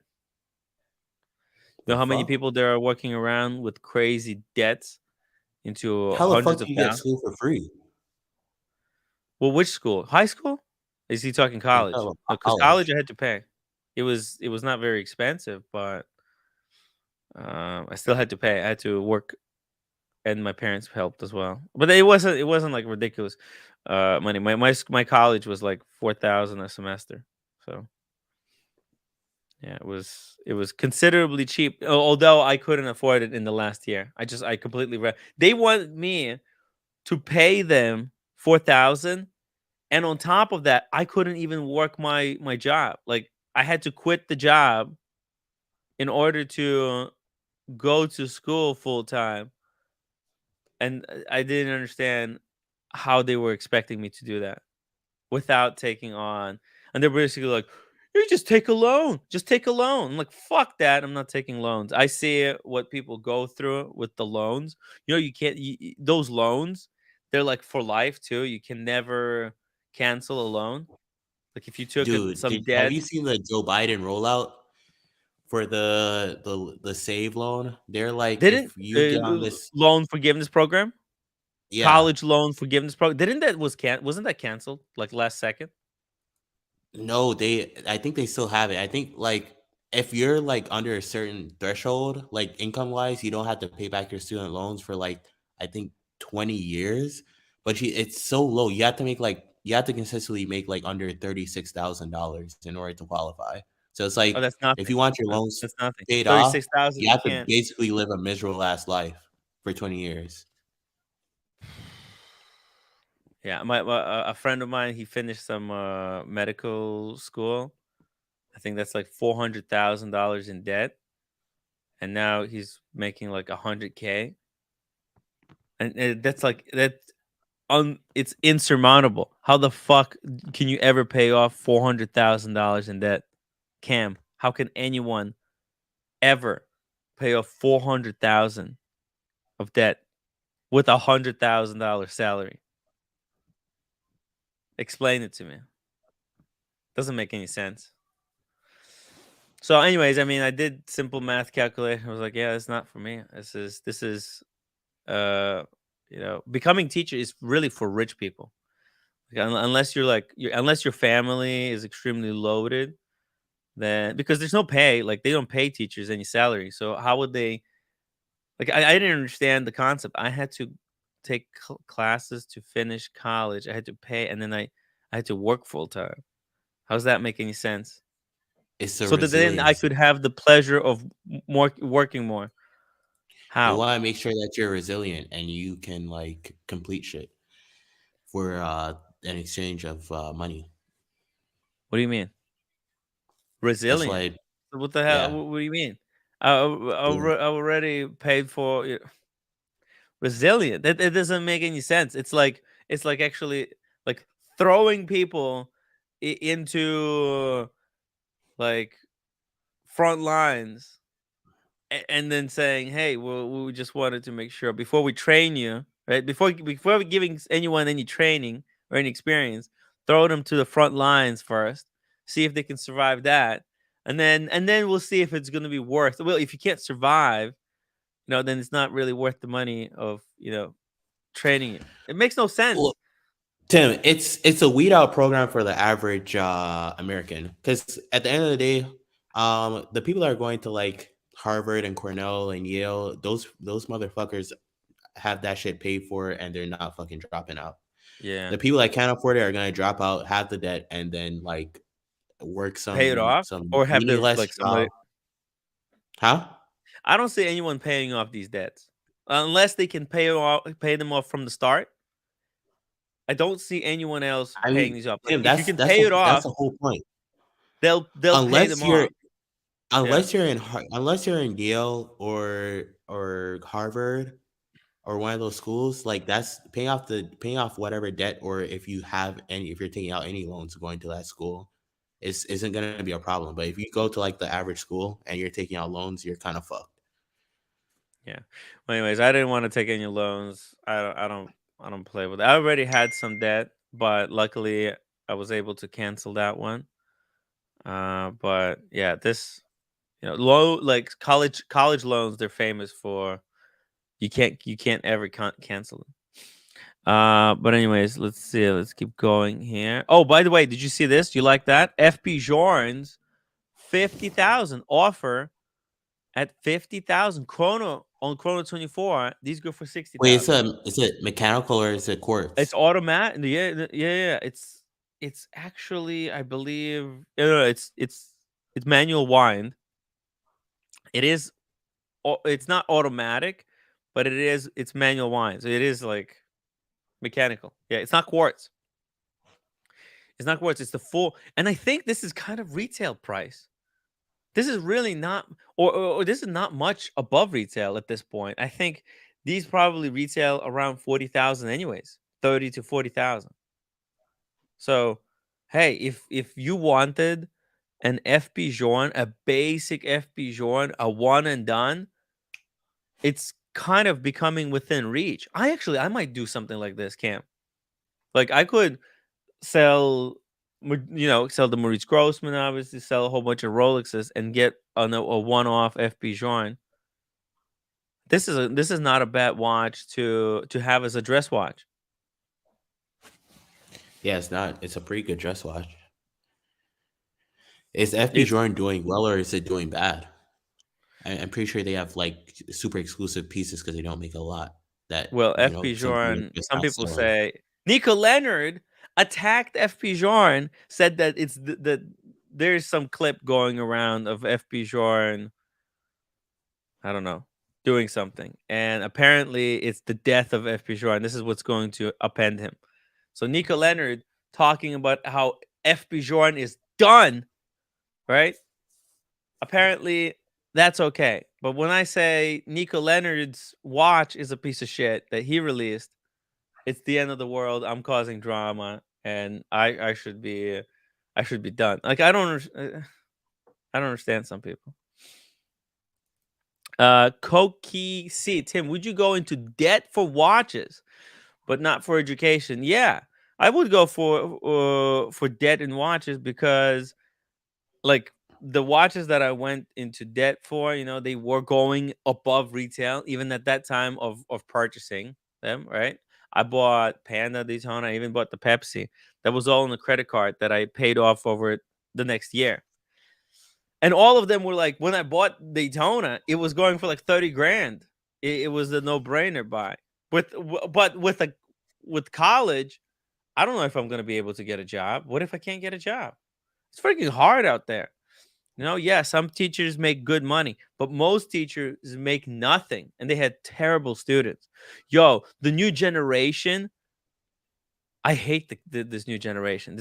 All of these kind of iPad kids, they're all screwed up in the brain. I don't think I can handle it either. So it's all going downhill. It's all going sideways. Dirk Diggler, I'm going to TSA for meeting for the world entry.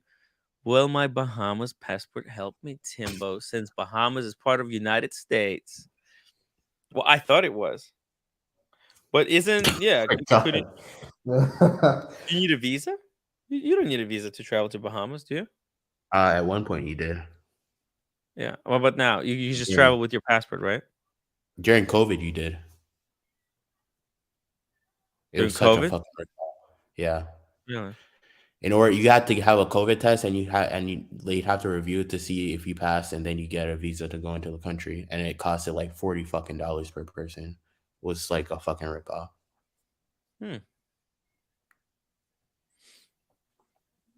Like every fucking time I had to go down there, I had to pay fucking $40. That's like a taxi ride to the AD. Jeez. Hey, look at this. There you go. There is a Batman. 13,250. What did I say? It looks fucked though. It needs a polish from Rolex. Look, it's in honest condition. It's the cheapest one. 13,250. Does that have I don't dents? think it's bad. It's not. No, it Dents? doesn't. Where? Yeah, Where do you see dents? It right doesn't have there. any dents. Where? What are you talking In about? the links. There's In the no other dents. pic. Right there. Where? Look. This? No, on the other picture. On the other picture? On this picture? Yep. Where? There's no dents. What are you talking about? Go down. Right there. There's no a dent. dents. Right there. On the first link at the bottom. That's just a reflection. It's a reflection, Cam. It's just a finger reflection. It's not a dent, but there's some smudging. And actually, look, because it's a polished mid case, you have to remember that this is not like a Submariner where it's perfectly smooth. But even the slightest scratch make it look like. But you know what? It's as far as used watches, this is not that bad. Minor smudges. My date just has scratches on it. If they just had. Yep. What? Look at this. This is 13,250. Okay. I'd probably try to negotiate this. This is probably a negotiable price. You can probably get it for cheaper. Honestly. Yeah. That's what I'm saying. Like, how the heck can Luxury Bazaar make offers of $19,000 for a Batman? It doesn't even matter how good of a condition they have one in. There's no way that anybody is selling it for that price. That's just. I think that what they're trying to do is have the person ship them the watch, and when they get the watch and look at the condition, they're gonna be like, "Oh, it was 19,000 that the system generated, but now, given that the state of the condition, that we're gonna offer you like 10 grand, and then you have to get your watch." You're gonna go from 19 down to 10. No, I think what they're going to do, they're gonna hold it. Okay, they're gonna hold it, and then a month later they'll say, "Hey, listen, it's not selling for 19. How about we go down to 17?" And at least then they're holding on to the watch, right? And this customer is not going, around the internet and trying to sell it off to someone else who might give them a better price. What if they try to bleed you out? What if they just don't try to sell it at all, and then they're like, "Look, man, it's been 6 months. I'll buy it off you for like 11 grand." Yeah. Oh yeah. I think that's that's the final step. Once you're so exhausted, so tired of checking, that when you're completely disheartened, you give up, and that's when they take it from you, from your dead wrist. Anyways, we got a few more. Boom! This actually is the one I wanted. Do you want this watch? That's the one I wanted. Yeah. I actually, you know what? Looking at it now again, this is 2023. It's brand spanking new. This was my Grail number 2. This is this month's. This is this month's. This is this is brand new. Yeah. This is just came out fresh from the press. $50K. It's slightly above retail. I'm not sure how much, but we'll check. $50K. Just so that for reference. Okay. This is the one I wanted. I actually got on the wait list for this thing, But obviously, I have only one watch that I can afford. Right after selling off half of my collection, I will be able to maybe get one of these pieces, right? Like this or an FP Journe. Like, what would you go? Would you pay 50,000 for FP Journe, or would you pay 50,000 for this white gold Daytona? That's a fucking question of a century. I'd pay 50K for the Daytona. This is a pretty nice Daytona. Fuck the FB That's a Journe. pretty nice Fuck 'em. Daytona. You think Daytona is the answer? How much is this at retail? This Daytona. Okay, let me check. I think it's gonna be, let's see, Daytona, white gold. Okay, here we go. Okay. It's 39,500. Okay, so So it's 40,000 like 10K. exactly. Yeah. 4 times. So this is like a $45,000 watch at retail. I mean, after taxes. Oh shit! No, hold on a second. No, I was looking at yellow gold. In white gold, it's actually 42,500. Oh shit! So what's that like? 42.5 47. 47 after taxes. with taxes. Yeah, it's like 47. 46 or 47. Yeah. Fuck. What? That's fucked. That the guy that bought this watch from the AD got fucked. That's crazy. That guy could have been me. Why the fuck would they buy this watch? Well, to quickly flip it for while you Flip it could for still what? make money Nothing? flipping. I mean, this is it. This is, the days of flipping watches are coming to an end, and we're witnessing it. We're witnessing it right here in 4K as the whole flipping game is wrapping up. The most I, as a great dealer, the most I would offer somebody for this watch would be $48,000. 48,000. Yeah.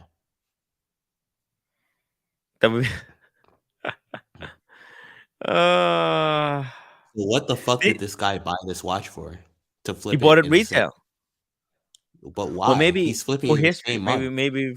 Well, actually, you know what? You actually have to have really good history. I'm telling you, Cam, I was on the wait list for this thing.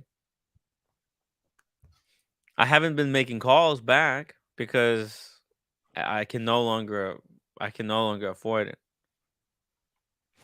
When it was going crazy above, maybe I would kind of do like a last final flip before I get blacklisted. Let me ask you No. this. What watch would you buy as a relationship piece to get from Rolex? Because this is obviously for this guy a relationship piece. There's no, like, you're not making money on this. No. This is actually, to get this piece, you had to have had very good relationship. You can't just get this. But why would you get it just to flip it for nothing?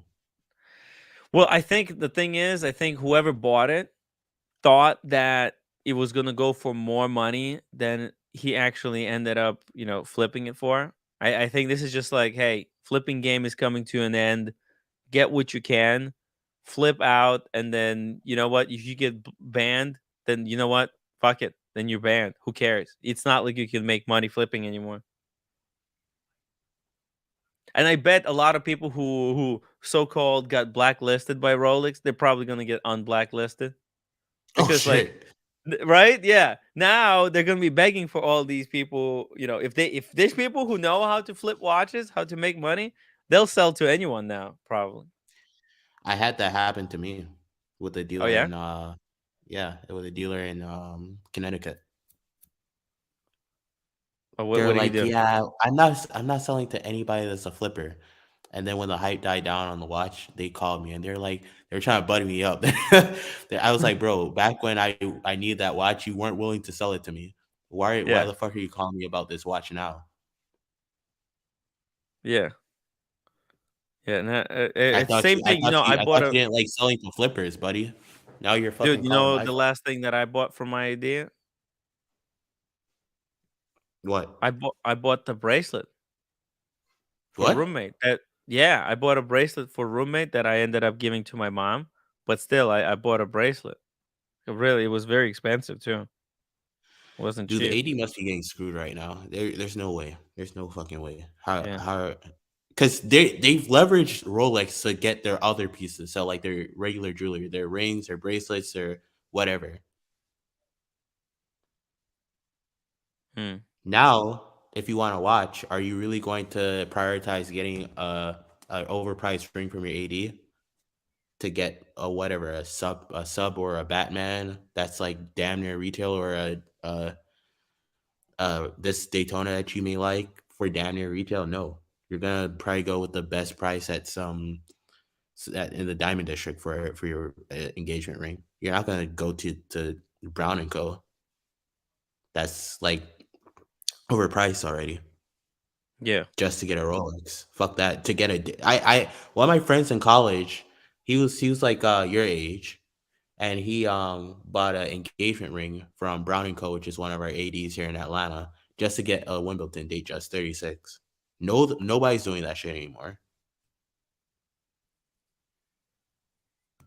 You're just gonna go to whoever for whatever regular jewelry. You're not doing relationship. I hope nobody's doing relationship pieces for a Rolex at the 80 nowadays. Gotta tell you, Cam, I'm not buying any jewelry ever again. That's for sure. Jewelry is like the biggest scam, unless it's a Cuban link and you're paying per ounce. You know what I mean? Like, yeah, unless you're paying just for the bulk weight of the gold, it's not worth it.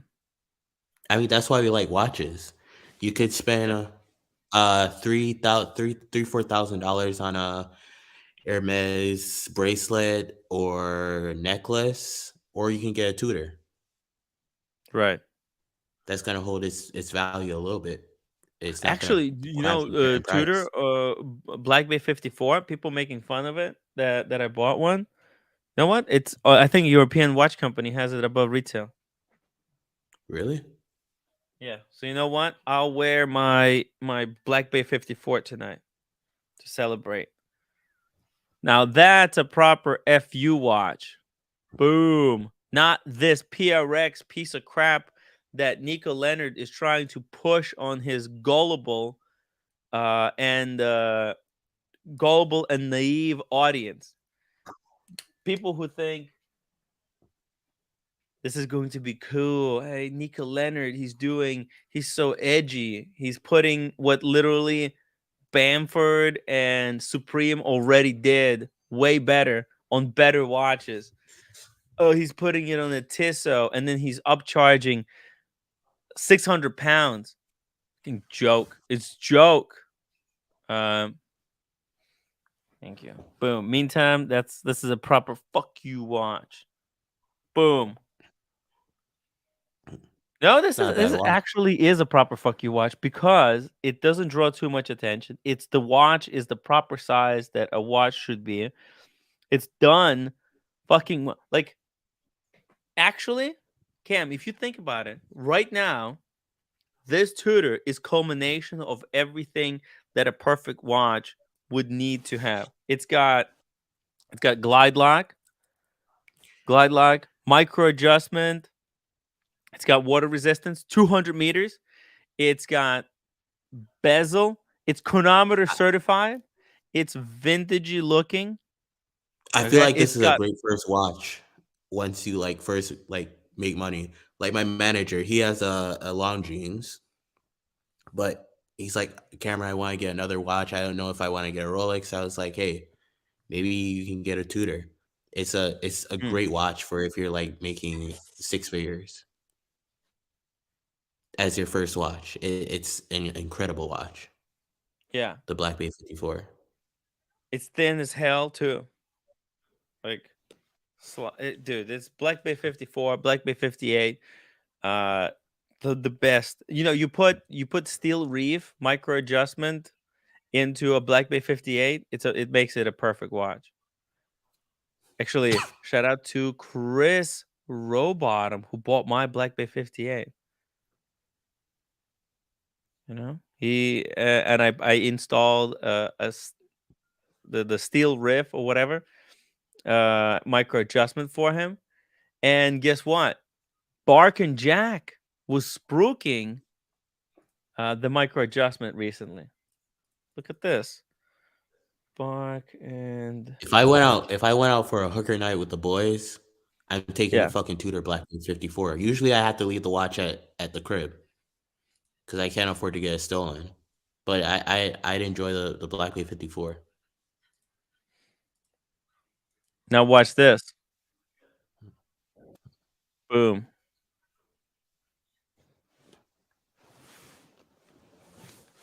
Yeah. Now the simple steel riff mod, you can turn any pre-ceramic Rolex or a Tudor into a micro adjustment ceramic feeling like one. You know those Explorer 2s, 40 mil that people kind of hate on? Guess what? Cam. People can now just start getting these steel reef, I think they're called. Let's see. Yeah, steelreef.com.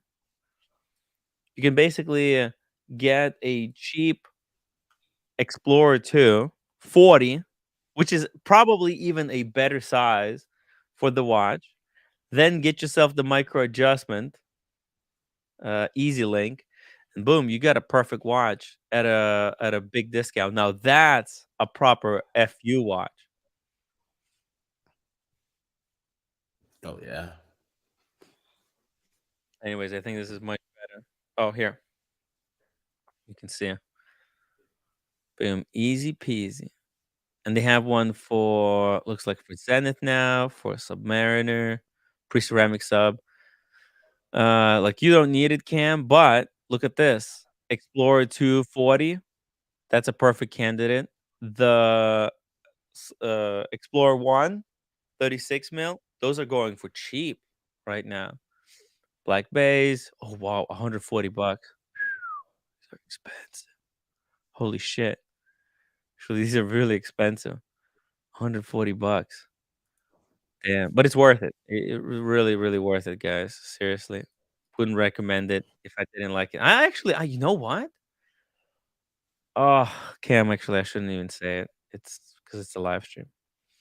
Mario Furiosa says, Paul, for biggest scam, jewelers versus student loans. Yo, I Oh think my god. student loan. I mean, one, you don't need to survive in life, so Huh? one, you don't need to survive in life, so is what it is. Yeah, when you don't need to survive. Yeah, No, I but need student you. loans, I hate student loans. It's the worst thing ever. Student loans are a cancer, absolute cancer. Ranger is a perfect everyday. Ranger is pretty cool, but like, man, if you can get Explorer 1, imagine those old. You can get a 30. You can get 36 mil Explorer 1, pre-ceramic one, or the Submariner, pre-ceramic Submariner, or even a pre-ceramic sub. You know what Diego and Carolyn, let's see, do they have it for oh shit, no, there's no for GMT Master. Let's see here. Oh no, okay, GMT Master Jubilee bracelet, steel Rolex Oyster Flex bracelet, Rolex Submariner, Rolex Wait, GMT Master. where are they Fuck. going to, I mean, where are they getting these sort of Oh, bracelets? okay, no, there is a link. They do have a link for GMT Master 2. Boom. Sorry, what were you saying? Cam? Oh shit, we lost Cam. All right. Drop the link for Cam. Something happened to his audio. But no, there is, when you click view all, there you go. They have more models. They even have a micro extension for Air King Benz version 1 of Air King. Dude. Freaking incredible right there. Let's see. Yeah. That was Bark and Jack. He was promoting it earlier today. Steel Reef. Mm. Yeah, most tutors already come with the micro adjustment, but it's funny. This is the kind of product that Adrian should ask if he can carry it on his own website. Now that would be, the way to do this thing. If he could somehow integrate it so it's drop shipped, like people can come in, order it from Bark and Jack, but Steel Reef actually the one who ships it.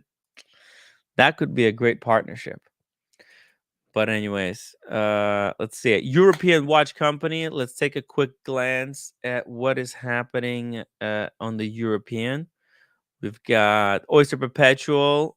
Oh, this 36. I thought maybe it was a 41, but 14,300 for a 41 would be a beautiful price. Bulgari Octoroma World Time. I believe this. Oh, this is in DLC for under 769. That's a pretty good price. Let's see. Bulgari. Yeah, look at that. King, gorgeous piece. I love DLC.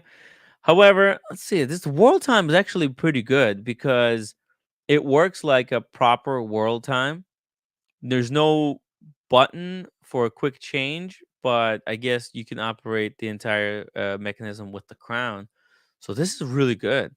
No stupid, you know, big distance between the cities and the time that it represents. I wish there was a little bit more separation between day and night, but hey, this is a full-on blacked out watch, and they're keeping with that theme. 7,000. It's a crazy bargain. Let's see what else. What else? Good stuff here. Big Pilot, and that's a proper Big Pilot, full size, 46 mil for 8,900. Very cheap. Engine turn bezel, Air King, 5,300. These are like 34 million size. Not for everyone. Hoyer Otavia. What the heck? Hey, here's a model line that Tech Heuer hasn't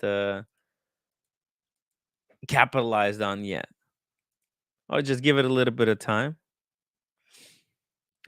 Just give it a little bit of time, and there's going to be 100. Oh no, actually, they are making Otavias, but they completely redesigned the look. Wait, what's the water resistance on this thing? It was like new. Let's see. Powers of water resistance of 100 meters. Oh shit. 100 meters. You know what? You can't swim in the paddock world time. So that's actually, as far as world times go, you can take this one with you to the beach and into the pool. Maybe change it onto a rubber strap, but still, that's badass for a world time watch. Fuck, this is tempting actually, even for me. Hmm. Yeah, I need to flip out from watches first. So, these prices are amazing, guys. I can't believe you guys 100 people, 190 people are still watching the show. Guys, hit that upvote button. If you enjoyed the show, support it by becoming members. It's only like $4 a month, very cheap. Cup of coffee a month could keep me doing this show every single day. If you also, a free way to support the show is via upvote. And let me drop the link to the memberships, guys. If you don't know how to become a member, I dropped a special link in the chat. You can just go click on that link, and it will take you to the page where you can become member. And at $10, you can join the WhatsApp group. When you become a $10 member, you can join the WhatsApp group. And there's other members there. Sometimes they chat. Whenever there's any news, they put it there. I sometimes share photographs in there. I haven't been sharing much because I've just been recovering from from COVID, but they've been keeping me entertained in there. GB, $2 super chat. Tim, what Rolex do you wear the most and why? So I primarily wear 3 Rolex watches. And the watch that I wore the most, I think, was this Explorer. It's the Explorer 42 mil Polar. It's the watch that I wore throughout the pandemic. Now, the Submariner. Oh no, this is not a Submariner. This is the watch that I wore the least. Okay, that's the Tudor, Black Bay 54. Actually, I haven't worn this one much at all. Let me put it away. I've been wearing lately. I've been wearing the Panda Daytona. It's because I haven't been wearing it at all because it was so hot and the hype surrounding it just was really off-putting, and I didn't want to wear it. But now that hype is dying down, I feel like wearing this watch again. Freaking digging it, and it kind of works with works with the Adidas. Yeah. So, and some people have been telling me like, hey, this is a watch that I'm never going to let go. So might as well wear it more often and create some amazing memories with it. So I wore it to Dubai. Think about it. Wore it to Dubai. And where did we go? What did we do before that? Vegas. We also did all the escapades in New York. And yeah, so I'm just going to be wearing this Panda Daytona for now. I might switch back to Explorer 2. I brought my Explorer 2 with me to Dubai. So yeah, just been wearing Daytona lately a lot. I want to put some nice scratches on it because people think I might flip it or sell it in the future. So yeah. Hey, Lucha. By the way, guys. 1 second.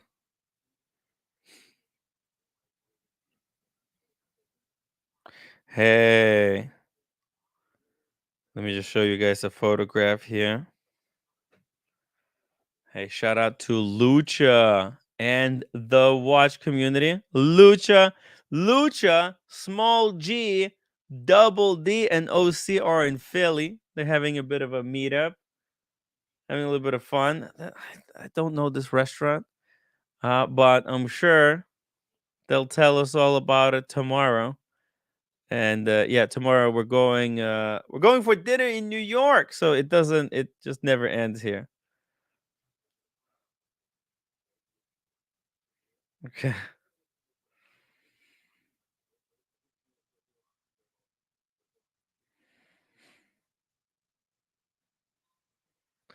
So yeah, there you go, guys. For those who are curious, where is everybody? Where is OC? He's busy. He's busy having fun with the watch community. All right, I got quite a few more watches here to go through.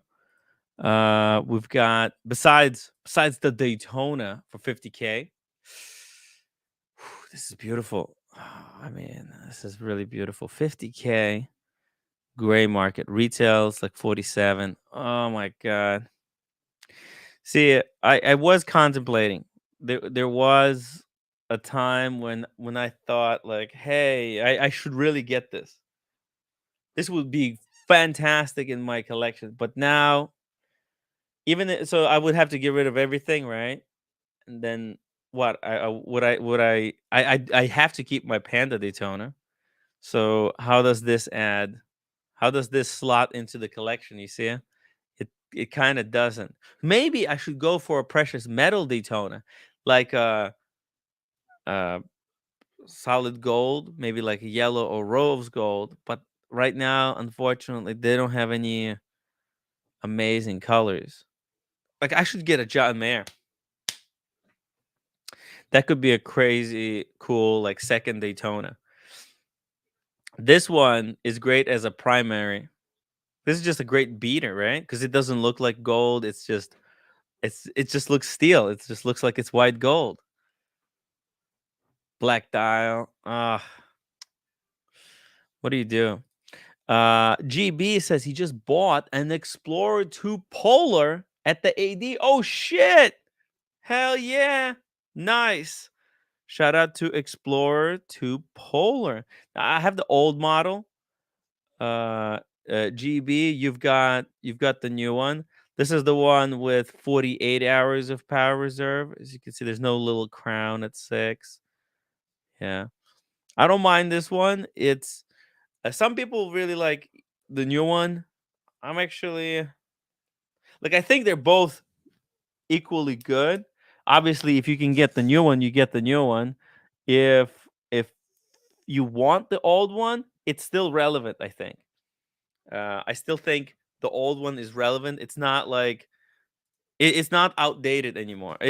Sometimes like even the 40. You look at the 40, it's still perfectly functional. The only thing that it was missing was the micro adjustment, right? Which is why I would always recommend the 42. But now that the steel reef micro adjustment is available, you know what? 40 makes for a great watch. Yeah, they're both amazing. They're both amazing. And they're different, but they're not like it's not outdated. I think this is the most important thing, is that it's not like, you would never recommend someone to get the first iPhone because you wouldn't be able to use it. It's completely outdated. The technology is no longer being supported. But in a wristwatch, it can technically speaking, it could almost never be outdated, especially because Rolex's upgrade cycle is so long, right? So for Rolex to no longer service your watch, it's like 50 years. It takes 50 or even more years. So yeah, these watches are always going to be good. Okay, so mine has 48 hours of power reserve. The new one has 72. So it's like an extra day. It's good. It's really good. That's why, like, yeah, if you can get the new one, yeah, get the new one at retail. If it was significantly cheaper, I think, like, if my model starts going for like 3,000 below retail, that could be a great saving opportunity, because I think like they're so close to each other that if you can save money, if you want to save money, but that situation is not yet has materialized. So we'll just have to wait for it a little bit longer. In the meantime, let's take a look what else is available to us. Holy shit.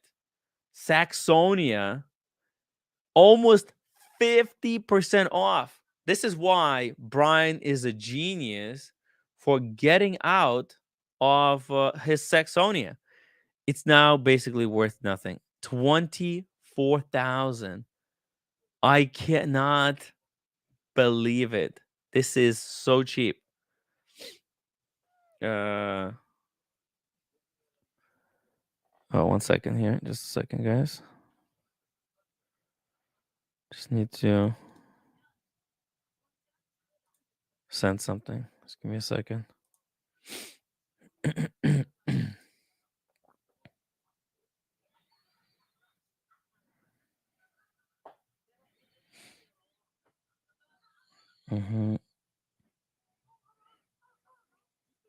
Boom.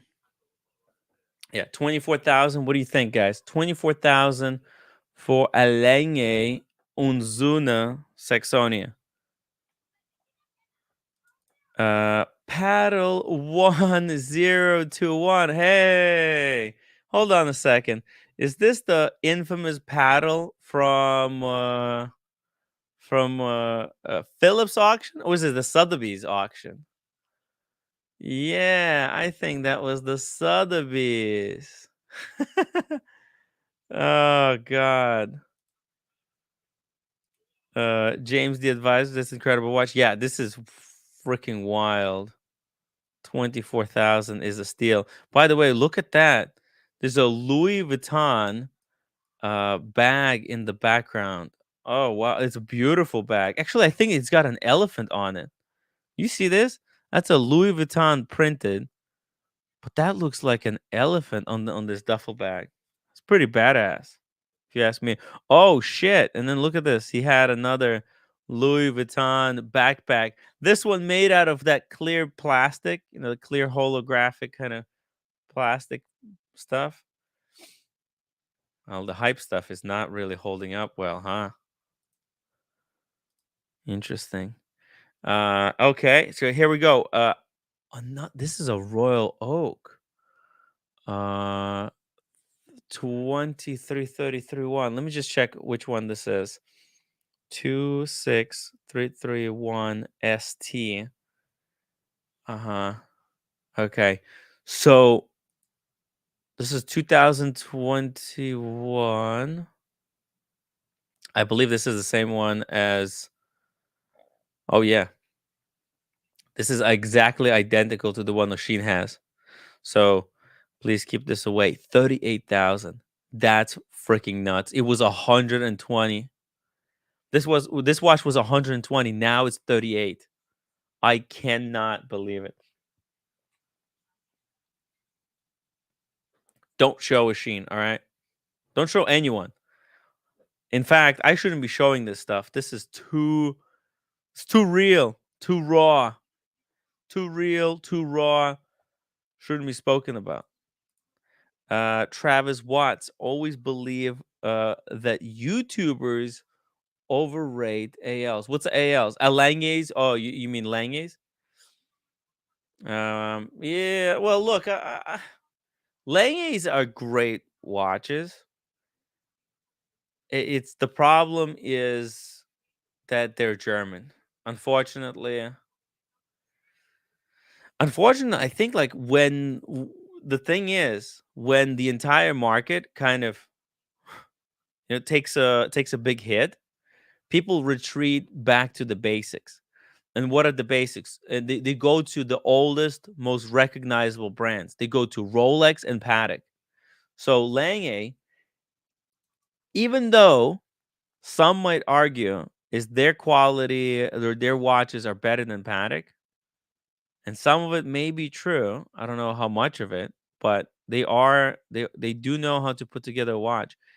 Unfortunately, when the market shifted like that, people don't care because craftsmanship, beautiful craftsmanship, doesn't matter at the end of the day. It's the brand recognition that matters the most. And Lange, they're just not world recognized the way that Patek is.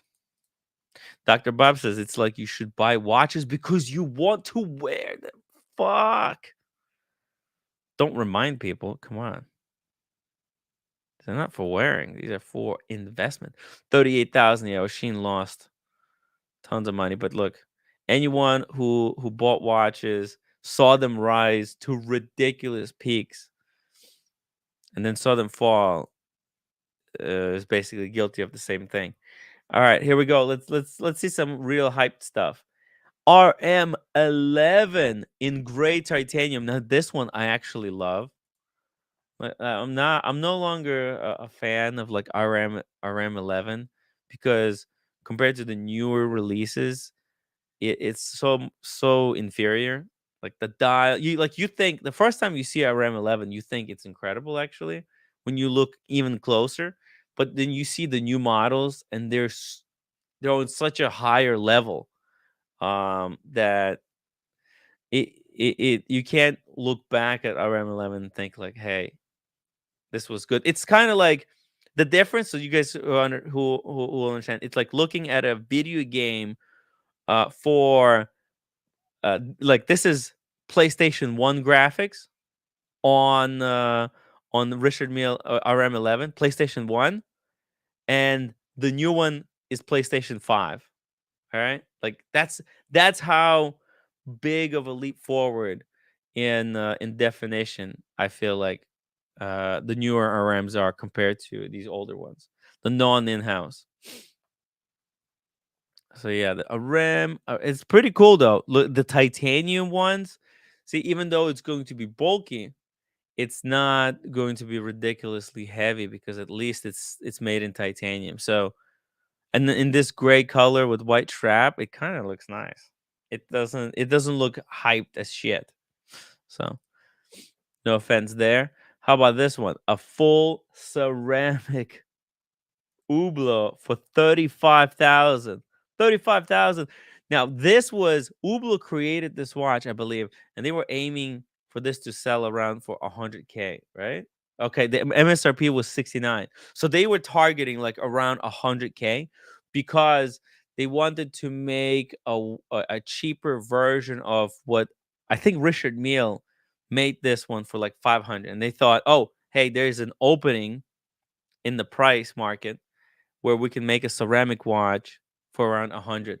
And Hublot, they got themselves into that price slot before anybody else could get in there. So good for them, but it's not the kind of watch that people want to wear at the end of the day. 35, and it dropped by 50%. My God. Cheapest worldwide compared to shown are 42 millimeters models. Worthless uses, no comps on discontinued 45 mil. Full sapphire, Unico sapphire. Oh, so this is a 45 mil version, limited to 500 pieces. How the heck did Hublot think they can sell 500 pieces? 500 pieces is a lot of pieces. GB, anyone want to buy a mint 2017 114060? Oh shit. That's my favorite one. Is it a date or oh yeah, a no date sub, hardly worn for 11,000. That's a great watch. I have the 40 date.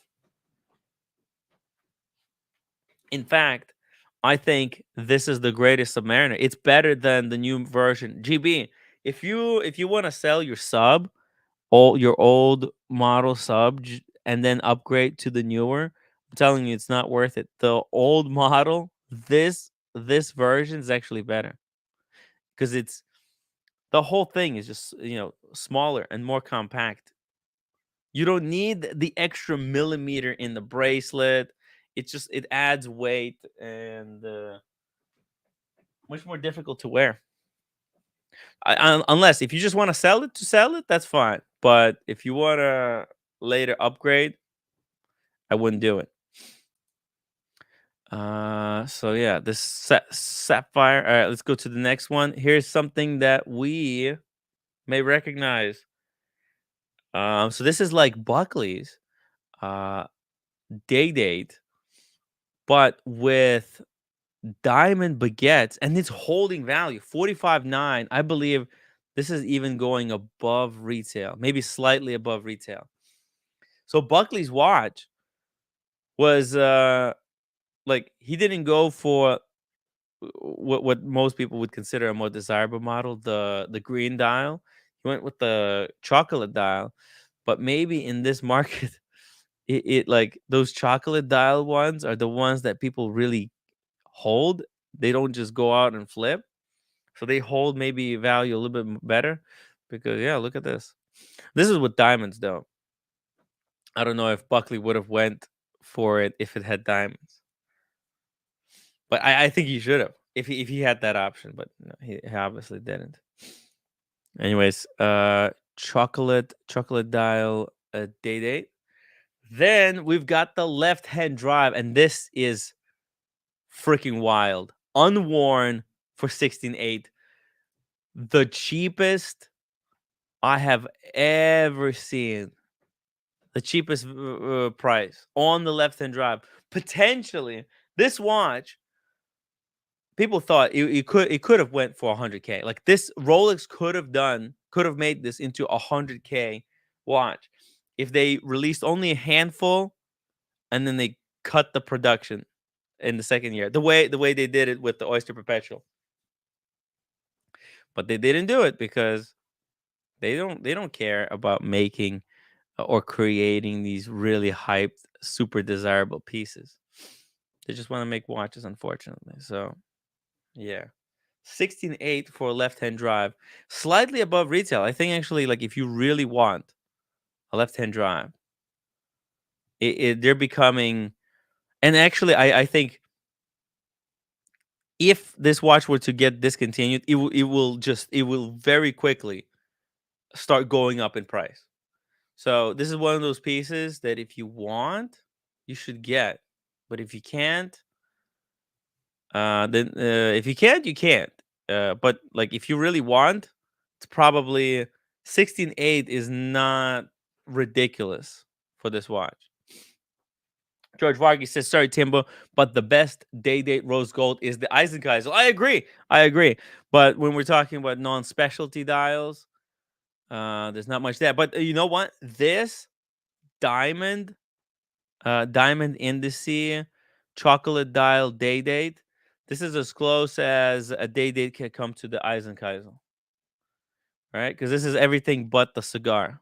So maybe it's best to not even start. And that's the Buckley's version.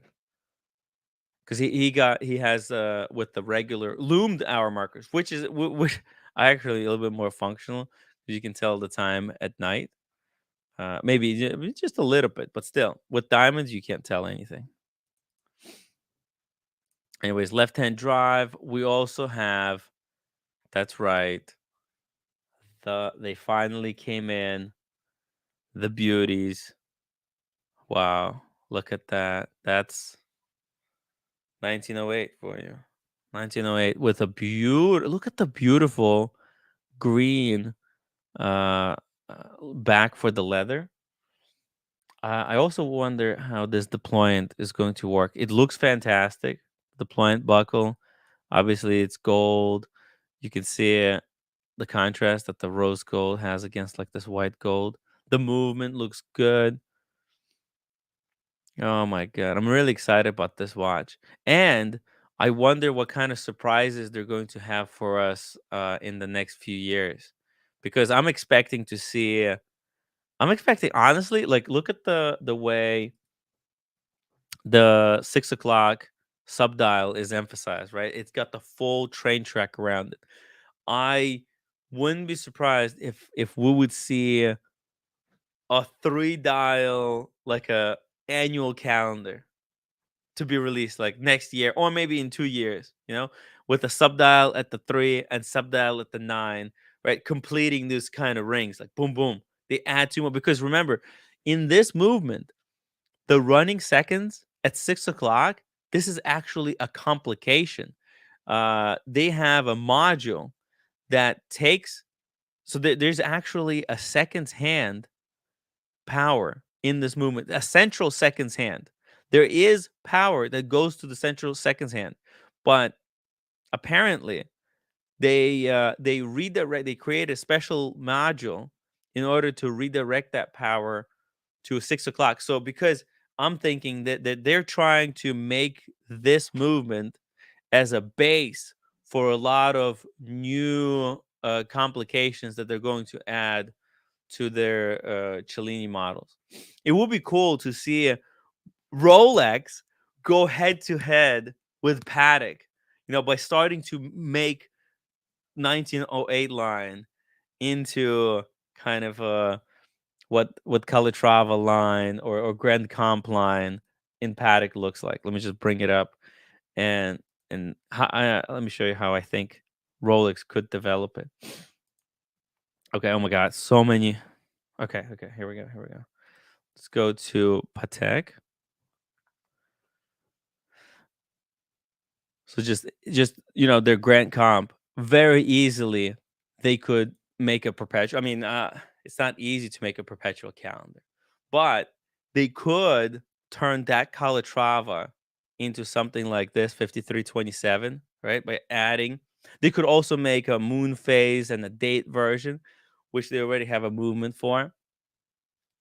They could also add a minute repeater. Minute repeater would be very cool. Maybe it's some distant future, but they could also make a chronograph, right? Like a gentlemanly dress chronograph. Doesn't have, maybe even use a Daytona movement. I don't know, but I could definitely see stuff like this, like this There's no reason why they can't do an annual calendar in there.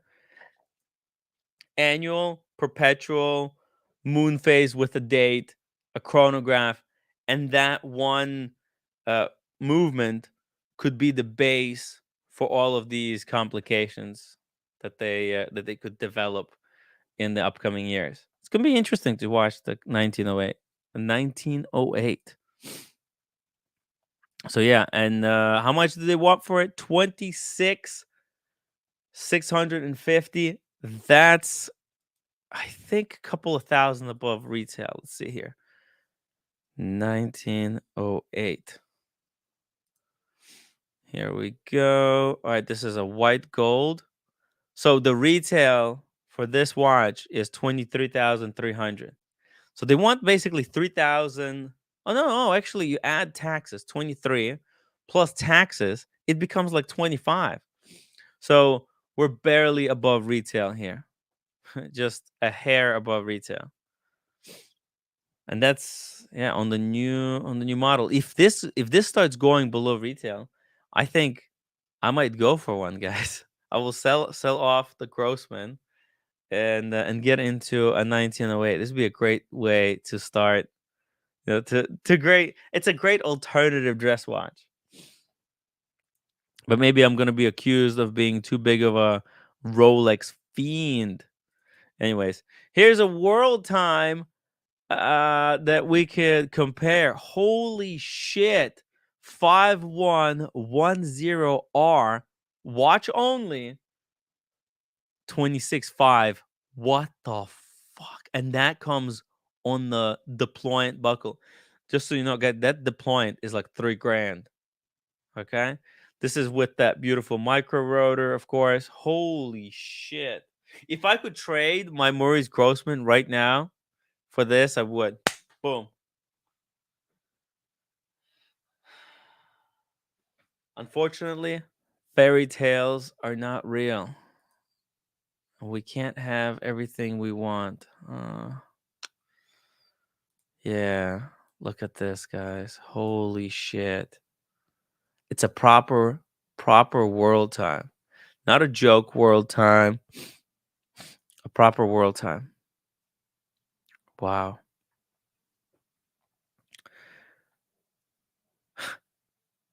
Beautiful. Let's see. We've got a few more. We've got a Yachtmaster 42 in white gold, 26,200. This is still kind of holding. Still pretty solid there. Although, they're no longer going above retail. Still, like, this is the reason why I would never buy 5167 in steel above retail. Because why would you do that? Why would you pay 60,000 for a steel watch when you can get a better one in white gold with more functions for half the price?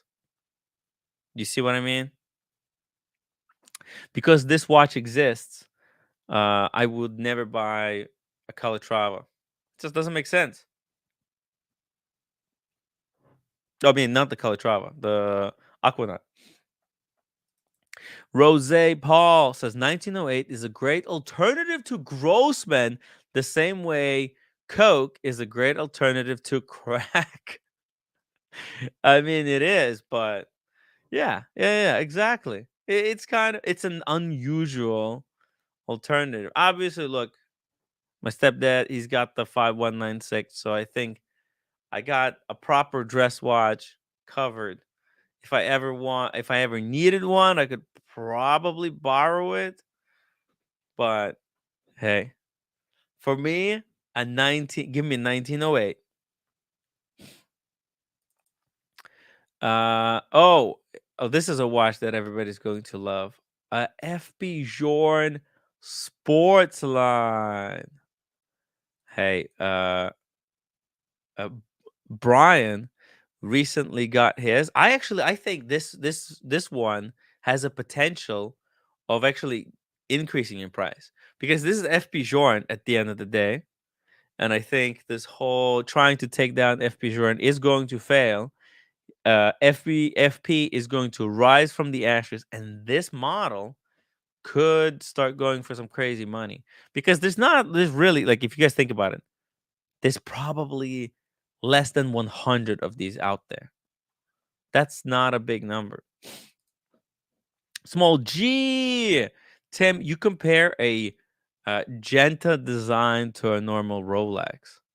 No. Aquanaut was, Nautilus was Genta design. Aquanaut was designed by like by Stern's son or something like that. Now, Aquanaut wasn't designed by Genta, unfortunately. Nautilus was. Yeah. So, and guess what?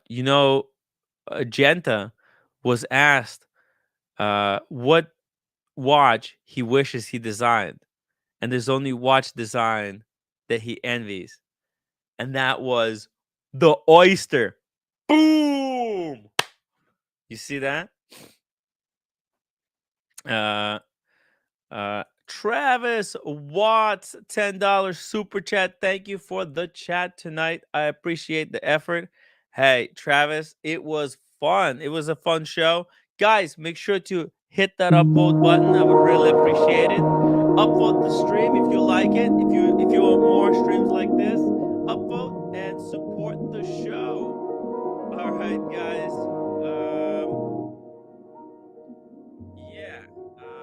Tomorrow. I don't know what the plan is for tomorrow.